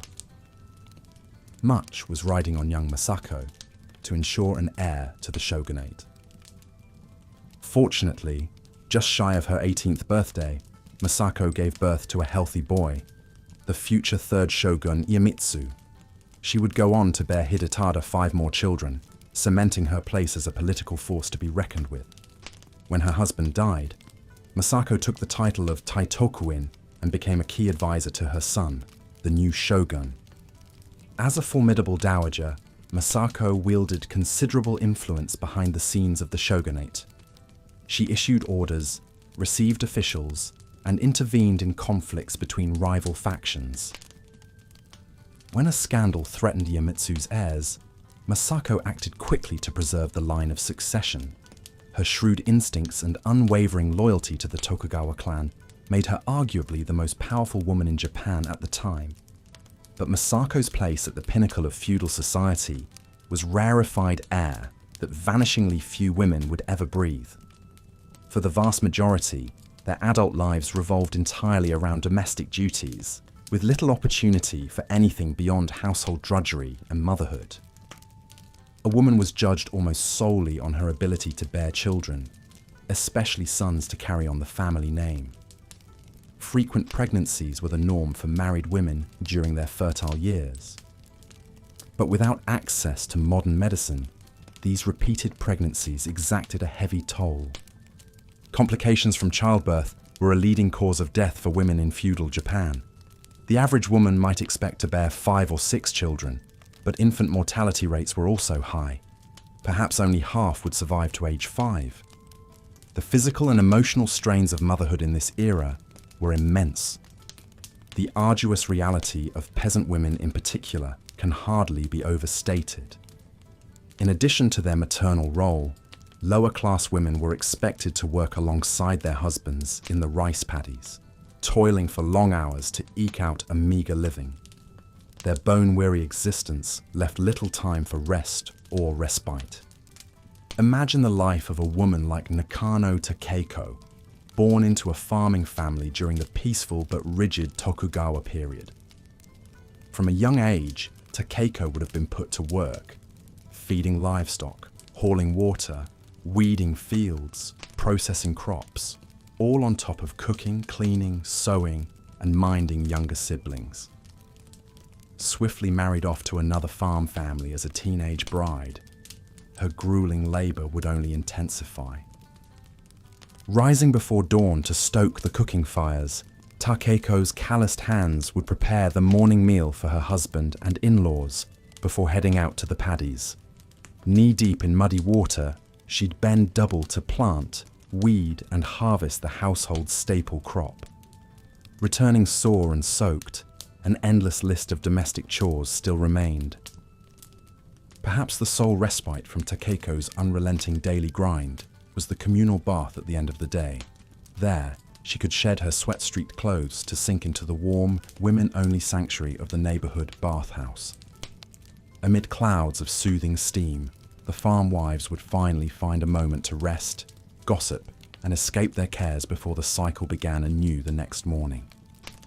Year after year, through multiple pregnancies, Takeko's sturdy peasant body would be her most valuable asset, even as it gradually wore down under the weight of ceaseless labor and childbearing. If she survived into old age, her gnarled hands and stooped back would tell the story of a lifetime of hardship all too common for women of her station. But even a woman of the upper echelons could not fully escape the confines imposed upon her gender. Social class was the single greatest determinant of a woman's quality of life in feudal Japan. But strict laws regulated the privileges afforded to each stratum of society. From the cut of their kimonos to the ingredients in their kitchens, every aspect was prescribed by a woman's rank. Sumptuary laws laid out in exacting detail what each tier could wear, eat, and own. For example, only women of the imperial family were permitted silk robes with 5 layers. Ladies-in-waiting made do with 4 layers, while townswomen were limited to cotton. These rigid rules ensured women knew their place and seldom attempted to reach beyond it. Still, each class had its particular hardships and hazards. Peasant women, as we've seen, faced lives of punishing drudgery in the fields. Merchant wives were somewhat better off materially, but were still largely confined to the domestic sphere, assisting their husbands' businesses from behind the scenes. Even the relative comfort enjoyed by samurai and noble women came at the steep cost of freedom. For the daughters of the warrior class, a certain degree of education was permitted, even expected. Most samurai girls learned to read and write, usually tutored at home. Some were even trained in self-defense to protect the household when their menfolk were away at war. A lucky few, like Murasaki Shikibu, even had the opportunity to let their intellectual talents flourish. But such privileges were counterbalanced by the rigid behavioral constraints put upon upper-class women. Noble women in particular led sheltered, circumscribed lives, rarely permitted to leave their gilded cages. When they did venture out, such as to attend a temple ceremony or wedding, they would be cloaked beneath many layers of sumptuous kimono, their faces hidden behind elaborate screens. Etiquette was everything for a well-born lady. From a young age, girls were rigorously drilled in the arts of calligraphy, poetry, music, and incense appreciation. A premium was placed on elegance, erudition, and absolute discretion. Even the way a noblewoman walked was prescribed: small, shuffling steps, eyes downcast, a practiced dance of docile subservience. While peasant women's value lay in their ability to bear children and work ceaselessly, noble women's currency was their virginity, fertility, and unimpeachable reputation. Even a whisper of scandal could irreparably tarnish a high-ranking lady's standing and marriage prospects. Reputational damage could taint her entire family's status by association. Thus, the cultivation of impeccable deportment and untarnished virtue was paramount for women of the ruling class. They may have had more creature comforts than their lower class counterparts, but the fetters of propriety and pedigree bound them just as tightly.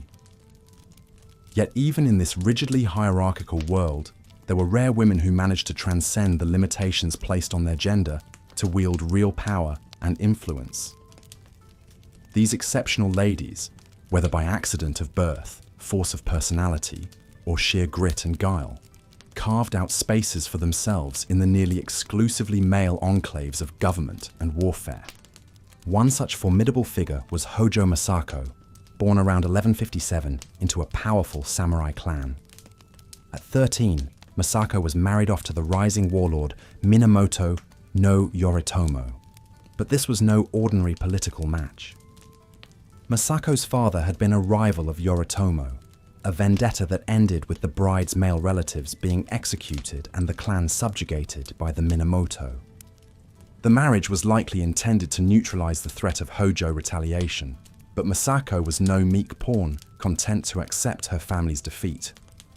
From the start, she used her brilliance and nerve to turn the tables on the husband who had vanquished her kin.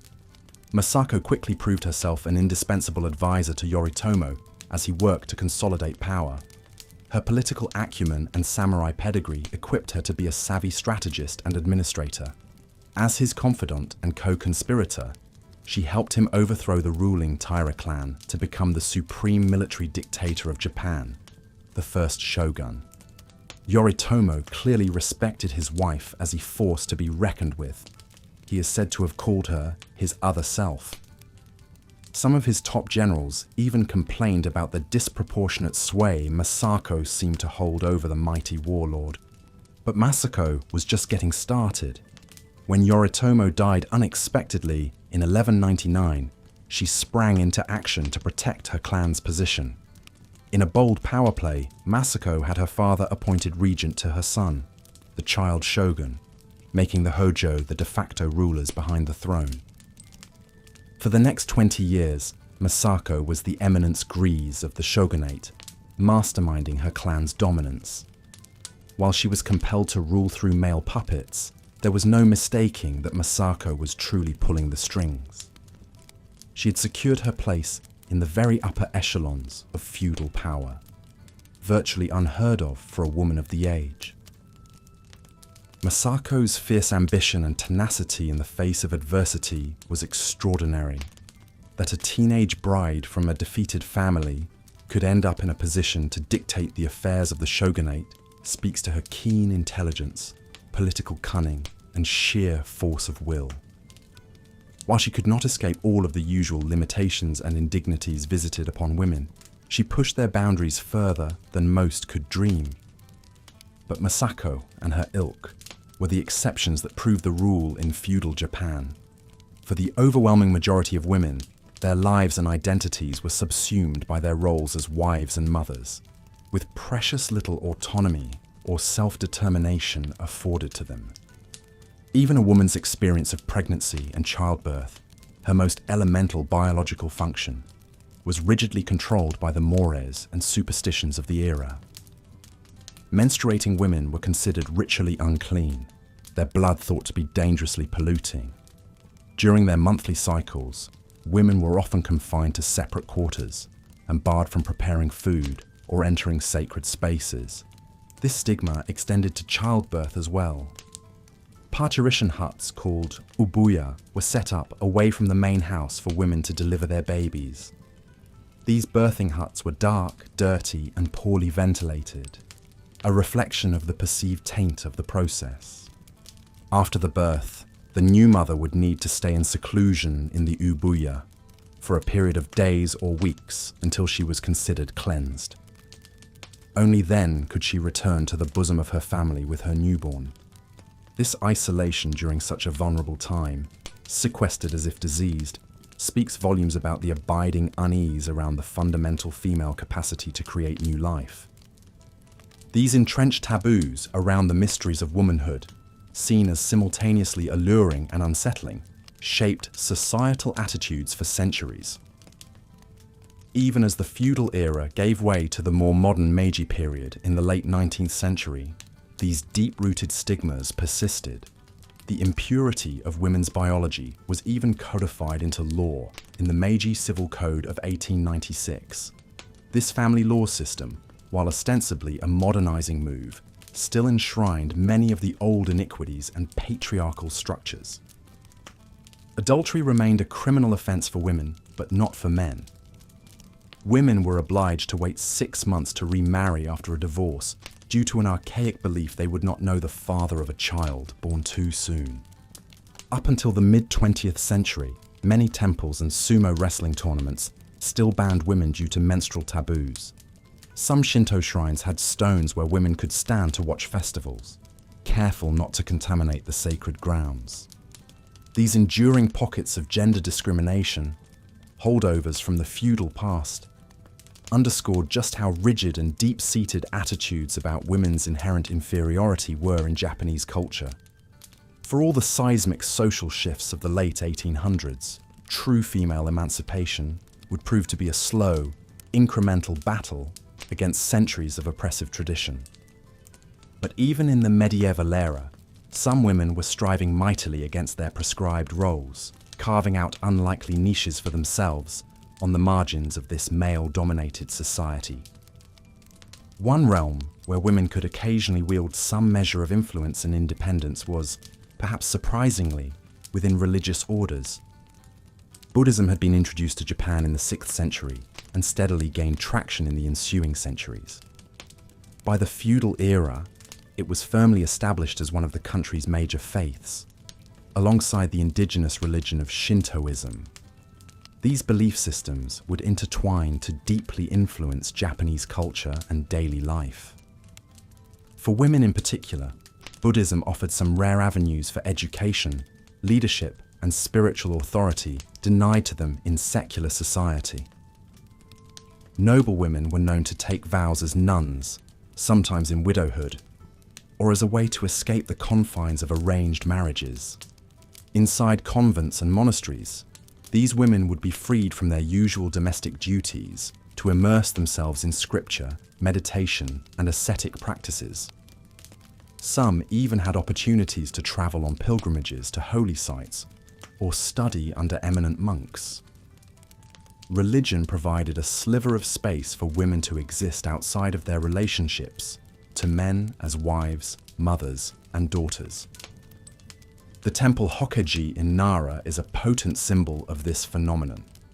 Founded in 745 by the Empress Komyo, Hokkaji was Japan's first convent, established to pray for the soul of the empress's deceased mother. The temple housed both nuns and monks in its sprawling grounds, with women serving as abbesses and administrators. For centuries, Hokkaji was a thriving center of female Buddhist practice and scholarship. Court ladies and noblewomen from across Japan's provinces would flock there to take religious vows and immerse themselves in clerical life.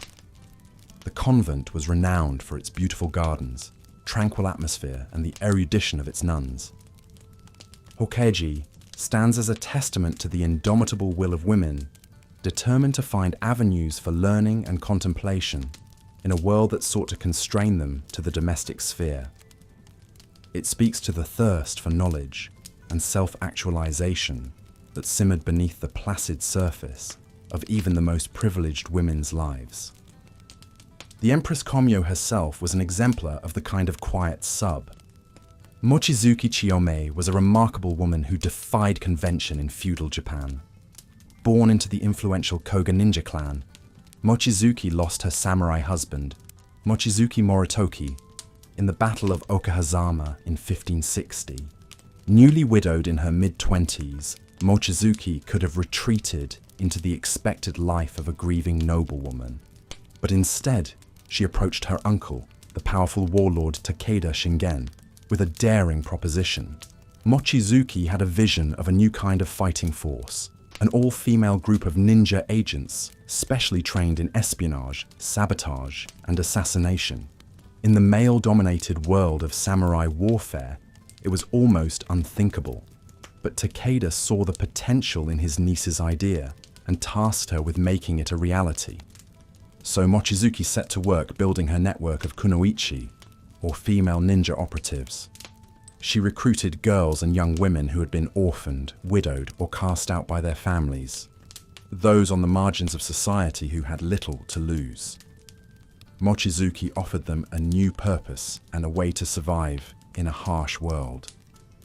At Mochizuki's hidden training camps in the mountains, the kunoichi learned the arts of stealth, disguise, and infiltration.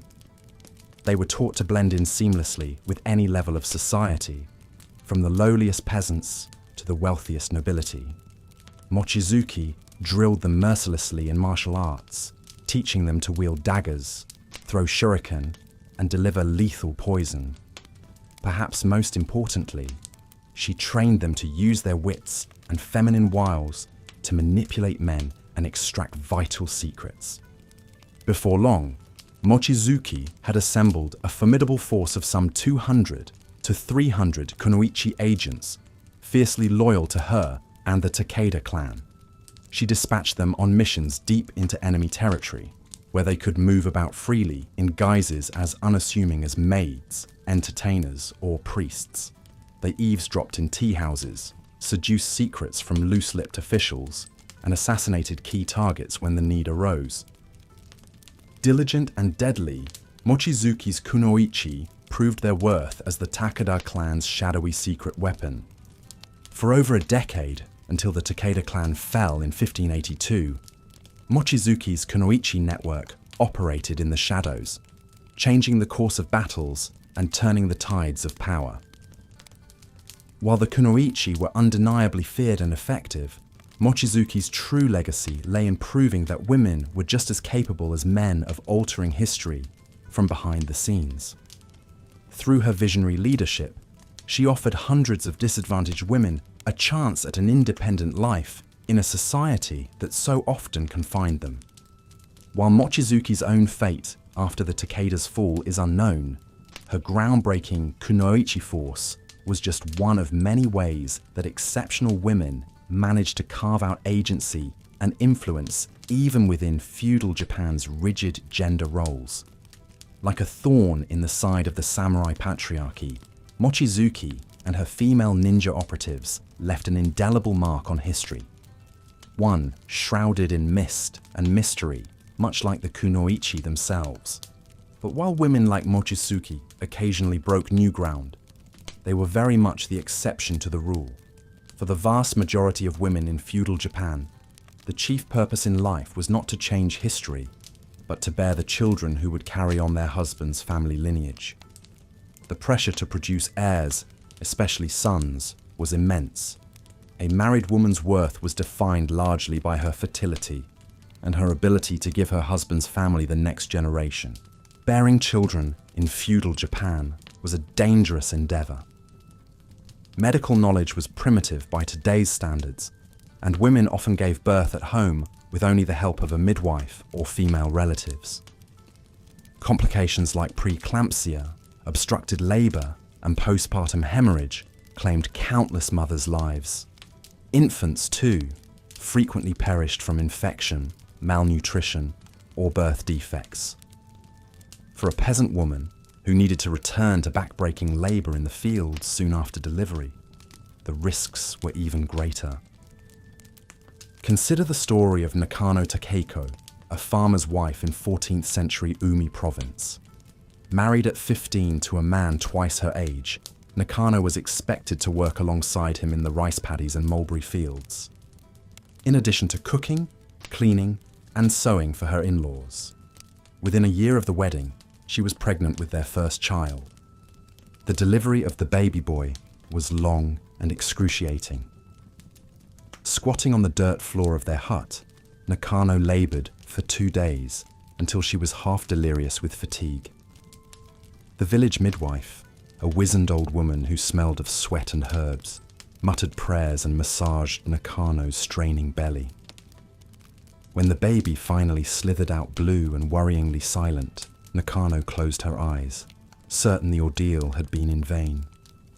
But then a thin wail pierced the air as the midwife swatted the newborn to life. He would survive, this time.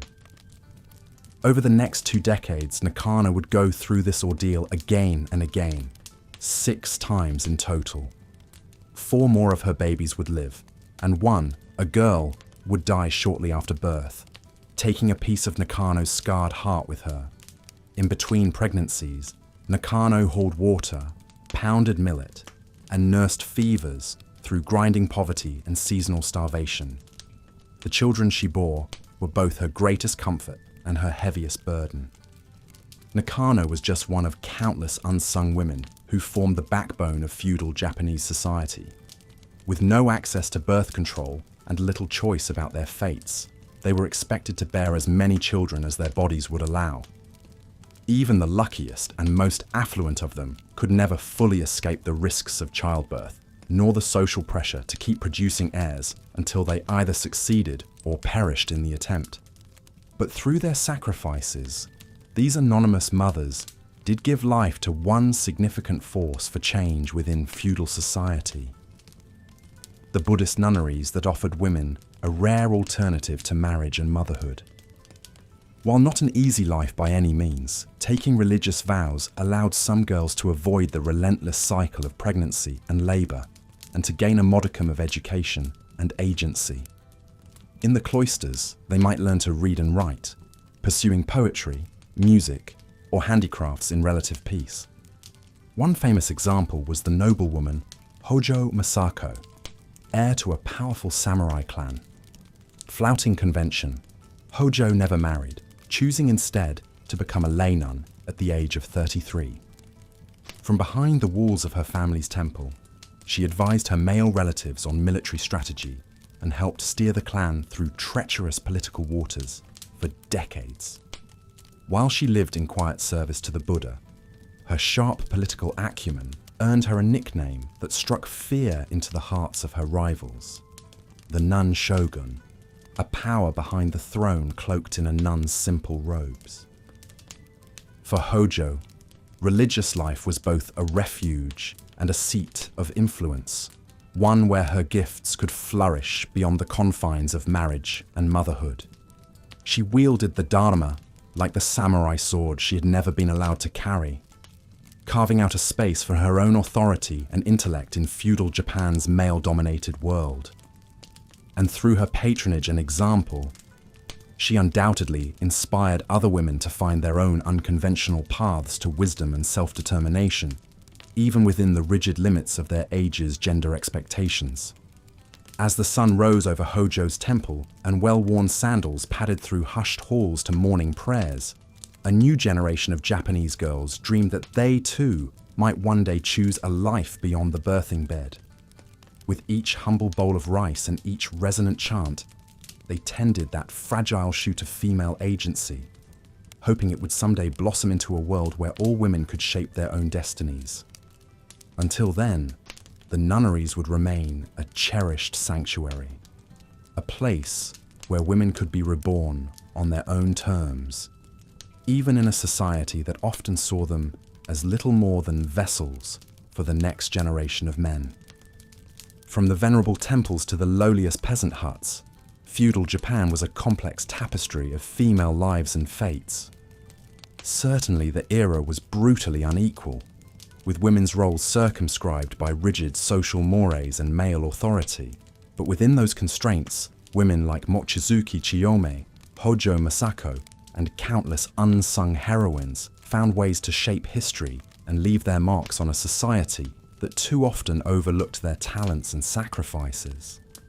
Through guile, grit, and quiet subversion, they laid the groundwork for the slow march toward women's liberation in Japan, a journey that would take many centuries more. And as we drift off to sleep tonight, let us dream of them: the hidden kunoichi and the wise old nuns, the battle-weary widows and the bright-eyed peasant girls. May we honor their resilience and carry forward their legacy, knowing that each of us stands on the shoulders of the visionary women who came before.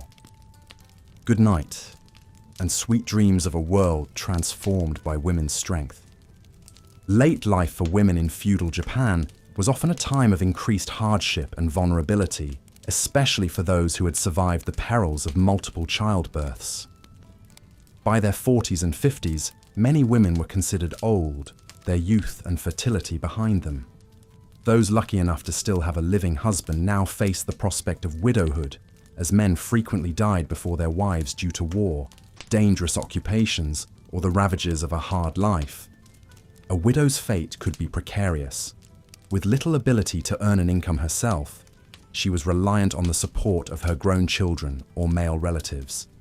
If she had no family to turn to, or they were unable or unwilling to help, she might be forced into begging to survive.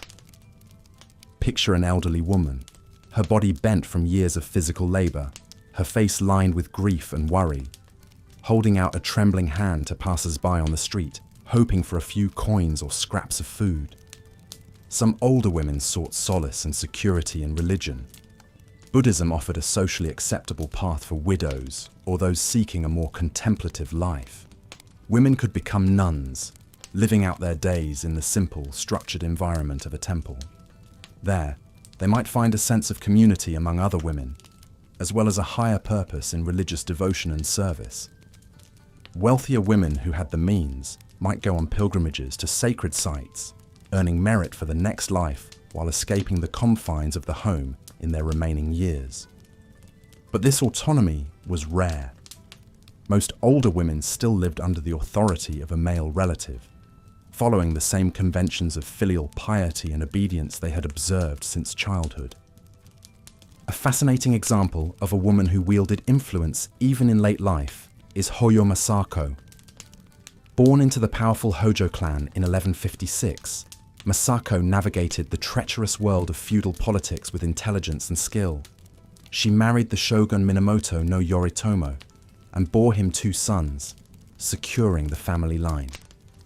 After her husband's death, Masako became a lay nun, as was common for elite widows. But rather than retiring quietly to a temple, she continued to shape events behind the scenes. Through clever political maneuvering, Masako helped her father and then her second son become shoguns, cementing the Hojo clan's dominance. She communicated with officials, issued orders, and even led troops into battle to protect her family's interests. Nicknamed the Nun Shogun, Masako defied conventions to hold sway in a male-dominated system, earning grudging respect from allies and enemies alike. But such a remarkable figure was the exception, not the rule, and her elite samurai status granted her far more latitude than common women enjoyed. For the vast majority of women in feudal Japan, old age was a time of diminishing options and deepening dependence, when the limitations and disparities that circumscribed their lives only intensified. As a woman's life drew to a close, she could reflect on the narrow path she had walked. From a childhood focused on preparing for marriage, to an adulthood spent bearing children and serving the needs of men, to an old age reliant on the goodwill of male kin, she had endured much with little freedom to determine her own fate. Perhaps on her deathbed, she might ponder the daughters and granddaughters who would follow after her. Would their lives be different? Or would they too be constrained by the same rigid gender roles and societal expectations? Change, if it came, would not come quickly. The legacy of women's hardship and resilience in feudal Japan would endure for generations to follow. And so, as we come to the end of our journey through the life stages of women in feudal Japan, we can only marvel at the strength and perseverance of these individuals. From birth to death, they faced unimaginable challenges and restrictions, yet they found ways to survive and even carve out small spaces of agency and meaning in a world stacked against them. Their stories serve as a reminder of the profound inequalities and injustices of the past, and the ongoing struggle for women's rights and freedoms that continues to this day. By understanding and honouring the experiences of these long-ago women, we can draw inspiration for the work that still needs to be done to create a more just and equitable world for all. As we drift off to sleep, let us hold in our hearts the memory of these women, the nameless multitudes who toiled and endured in the shadows of history. May their courage and resilience light the way forward as we strive to build a future where every person, regardless of gender, can live a life of dignity, opportunity, and choice.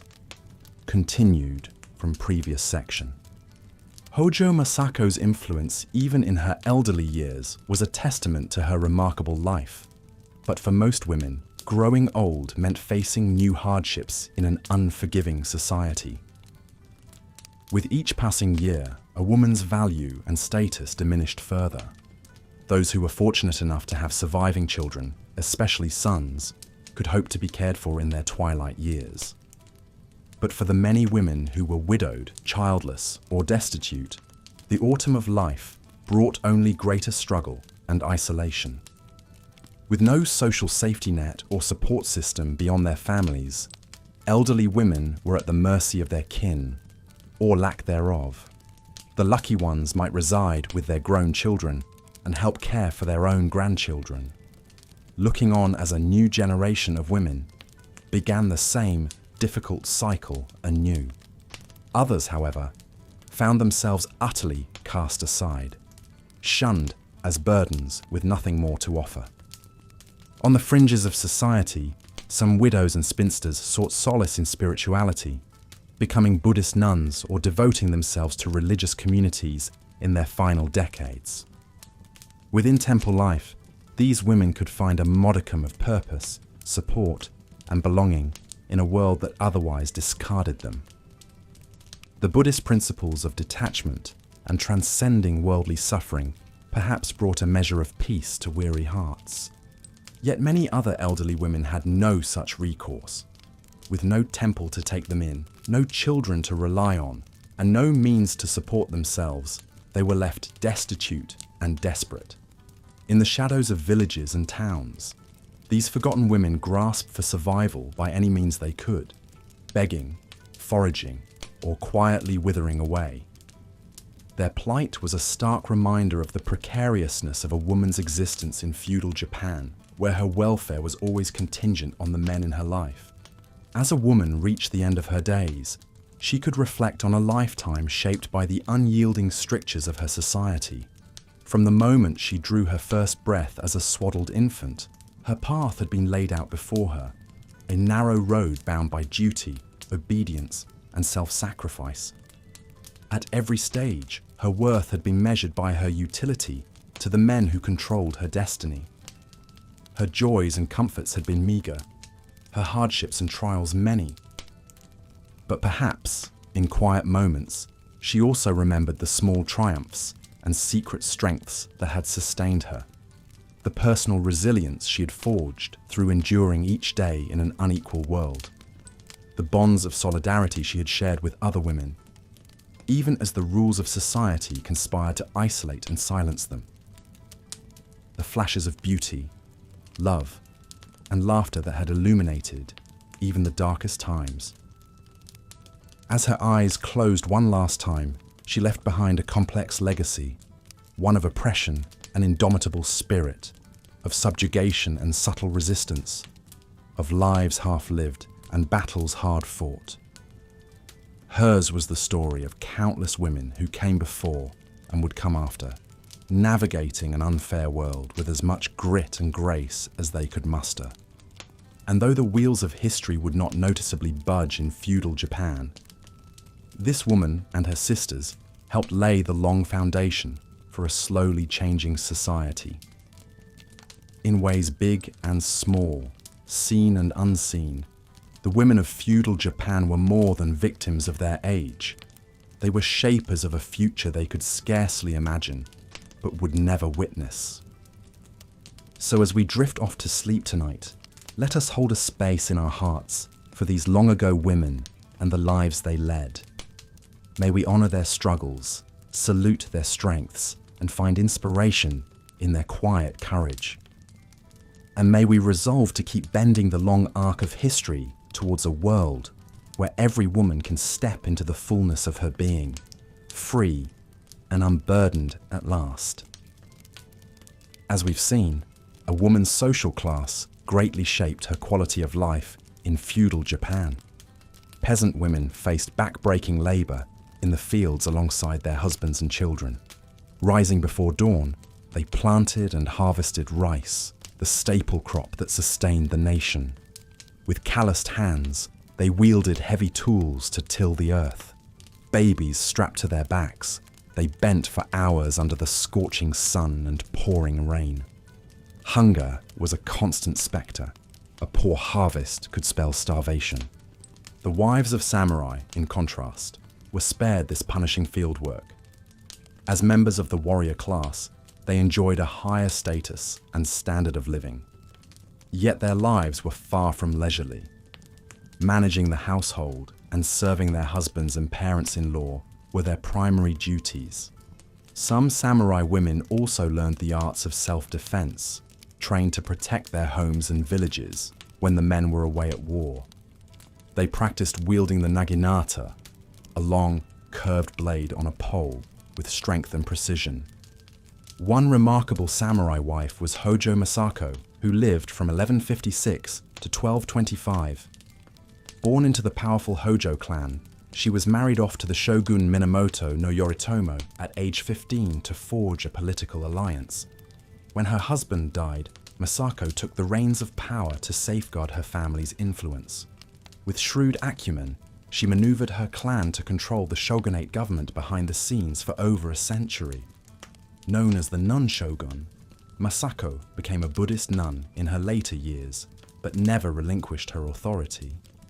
As influential as Masako was, most samurai women focused on the domestic realm. They were responsible for all the housework, including cleaning, cooking, and sewing.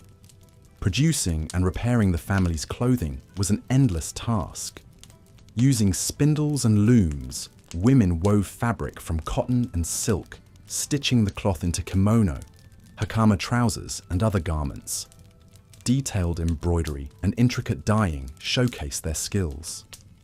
A samurai wife took pride in her family's immaculate appearance, as their dress signaled their rank and prestige. For noble women at the very apex of society, life was cloistered and stifling. Sheltered in sprawling castle compounds, the daughters of daimyos and aristocrats rarely ventured outside. Their world was one of ornate screens, tatami mats, and brocade cushions. Beneath the finery, however, lay a gilded cage. Noble women spent their days in the women's quarters, segregated from men. They passed the time in refined pastimes suited to their rank, like calligraphy, flower arranging, poetry, and music. The plucking of a koto and the whisper of a brush on paper echoed through the hallways. Etiquette was paramount. Noble women were expected to master the art of conversation and manners to reflect well on their families. Their speech, posture, and gestures were endlessly refined. Elaborate beauty rituals consumed the noble women's hours. They grew their hair long, the shining tresses reaching past their waists. Styling the hair was a laborious process, as it was washed with rice water, combed with oils, and arranged into elegant coiffures with pins and combs. Faces were powdered ghostly white, eyebrows plucked and redrawn high on the forehead. Blackened teeth, achieved by applying a sticky iron liquid, were considered beautiful. All of this primping was in service of the noble lady's primary role, to be a desirable bride and forge a profitable match for her family. Marriages among the ruling elite were not affairs of the heart, but calculated power plays to consolidate wealth, land, and political clout. A noblewoman was a pawn in this game, her life not her own. Once married off, usually as a teenager, she would move to her husband's household. There, a noble wife had to navigate the treacherous waters of court politics and interpersonal rivalries. Pleasing her mother-in-law and husband was crucial to secure her position. But noblemen commonly kept multiple concubines, and a wife's status could be undermined at any moment by a younger, more favoured mistress. The main consorts of elite men wielded the most power and respect, as they bore the heirs. For secondary wives and concubines, life was often lonely and precarious. Despite the cushioned luxury of their surroundings, the emotional and psychological toll on noble women was immense. living only to serve the whims of men, valued solely for their beauty, fertility, and pedigree. Their existence had a suffocating emptiness. They poured their silent sorrows and secret longings into the poetry and diaries that were their sole outlets for self-expression in this rarefied world. Beyond the nobility, women of all classes found some escape from the rigid gender roles through religion. Buddhism had spread throughout Japan in the feudal era, and women embraced it as a path to enlightenment and social service. Becoming a nun offered a rare alternative to the prescribed course of marriage and motherhood. Noblewomen, samurai wives, and peasant women alike took vows and entered convents in their later years, often after being widowed. In the holy order, they were liberated from the subservience of secular life. As nuns, they could devote themselves to spiritual practice, temple duties, and charitable works. Some even became influential abbesses, presiding over religious communities and shaping the Buddhist faith. One such woman was Empress Komyo, who lived in the 8th century. Born Princess Asukabe Jaime, she married Emperor Shomu and reigned alongside him. A devout Buddhist, Komyo used her exalted position to advance the Dharma. She founded Hokeiji, a grand temple, and commissioned the stunning Kofukuji temple complex. At these sites, the empress established orders of nuns and convents to educate women. Komyo's most enduring legacy was the Field of Compassion, a vast charitable project to aid the poor and sick. She donated huge tracts of land to grow crops to feed the needy. The empress opened hospitals and dispensaries to treat the ill and distributed clothing to the destitute. By some accounts, she even carried firewood to the hovels of the impoverished with her own hands, offering solace and dignity. In Komyo's life story, we see a glimmer of how women could transcend the usual bonds of gender and class through religious devotion and compassionate action. For most women, however, the fetters of custom and duty were not so easily shed. From cradle to grave, their lives were circumscribed by the narrow roles ascribed to their sex. Ideal femininity in feudal Japan meant docility, obedience, chastity, and above all, the sacrifice of personal desires for familial harmony. This left little room for women's self-determination or fulfillment. As the years passed and a woman grew old, she remained entangled in this web of obligation. If she was lucky enough to survive the perils of childbirth and raise her children to adulthood, her twilight years might be spent in the care of her sons and daughters-in-law. Yet even as an elder, a woman was still subordinate to the males in the family. Without a husband or son to rely on, a widow was especially vulnerable, dependent on her relatives for support, or reduced to begging in the streets. In this final stage of life, some women found solace in religion, making pilgrimages to holy sites or retreating to a nunnery. Others poured their hard-earned wisdom into guiding the younger generations, hoping to spare them some of the trials they had endured. But for many, the end came with little fanfare, their histories unrecorded, their hardships unremarked. They passed from this world as they had lived in it, invisible and unsung. Looking back across the centuries, we catch but fleeting glimpses of the lives of women in feudal Japan. Through fading ink on weathered pages, in the strokes of a pen or the stitches of an embroidery, their experiences are transmitted to us in fragments. The poems, diaries, and legends left behind hint at the joys and sorrows, the triumphs and trials that shaped their days. What emerges is a portrait of resilience in the face of adversity. Though constricted by a rigid social order, women found ways to carve meaning and beauty from their allotted circumstances. They birthed and reared children, laboured and toiled, navigated court intrigues and village squabbles. Some, through sheer strength of will or quirks of fate, even rose to wield influence in a world that denied them formal power. Yet the overwhelming reality for most women was one of subjugation, their lives given over to the service of men. The diverse roles they played, wife, mother, daughter, concubine, nun, were parts they were born to inhabit, not free to choose. To be a woman in feudal Japan was to live within the unyielding boundaries of this script, to endure with grace the heavy costumes and the often tragic endings. In our modern age, it is all too easy to imagine these women's lives as distant and foreign, separated from us by an unbridgeable chasm of time and culture. But if we listen closely to the whispers that echo across the ages, we may find a common thread that binds us to our foremothers. For though the trappings of the tale may change, the struggles of the heart remain constant. In the face of entrenched inequalities, women then and now have had to find their own paths to fulfillment, carving out spaces of agency and self-expression wherever they could. They have fought, overtly and covertly, to expand the roles open to them and to rewrite the scripts that would limit their potential. This, perhaps, is the enduring legacy of the women of feudal Japan, a testament to the unquenchable spark of the human spirit that refuses to be snuffed out, no matter how strong the forces arrayed against it. So as we close this chapter of history, let us carry forward the lessons these women's lives can teach us. Let us honor their sacrifices and celebrate their victories, however small or unsung.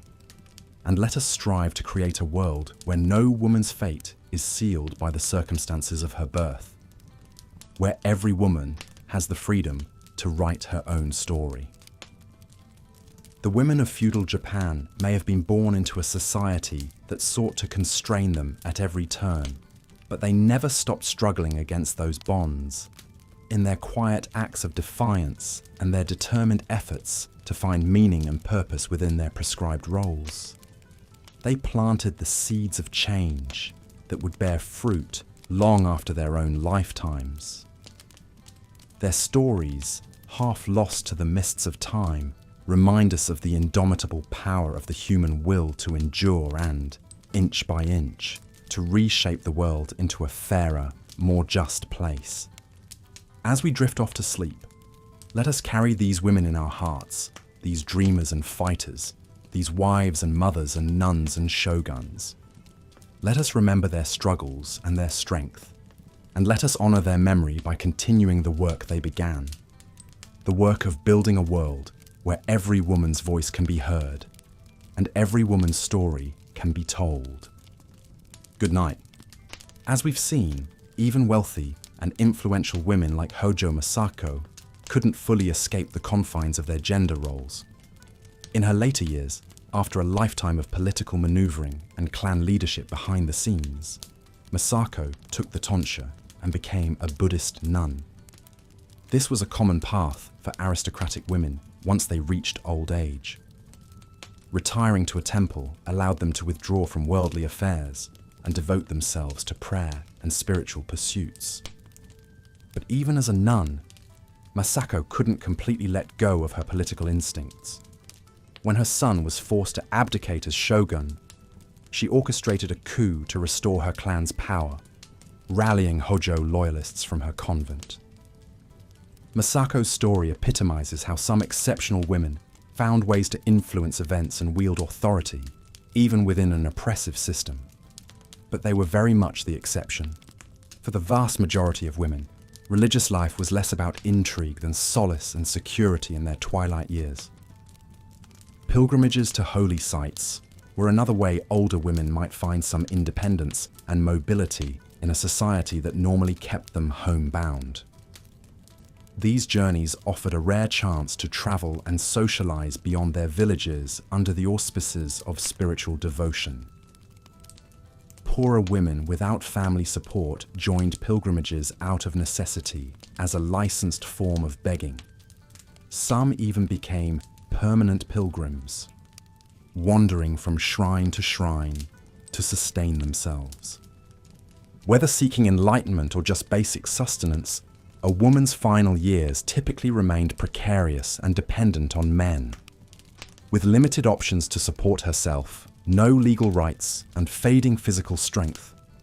An elderly peasant woman might hope at best for the forbearance of her male kin, or failing that, the charity of monks and nuns. So, from cradle to grave, a woman's path in feudal Japan was rarely her own to choose.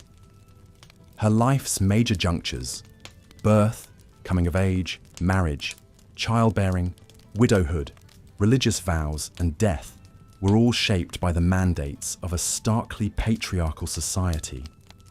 At each stage, her worth was tied to her role in perpetuating the family and serving the domestic sphere.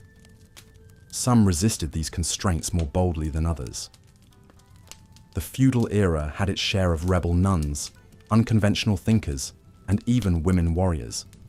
But they stood out precisely because they defied the prescribed norms.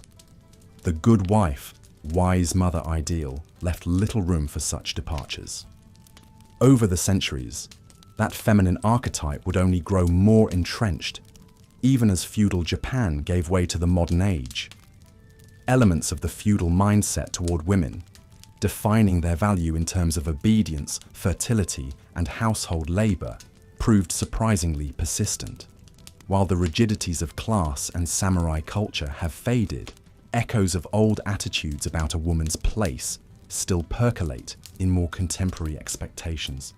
Of course, the intervening years have brought hard-won progress and freedoms unimaginable to the women of the Warring States era.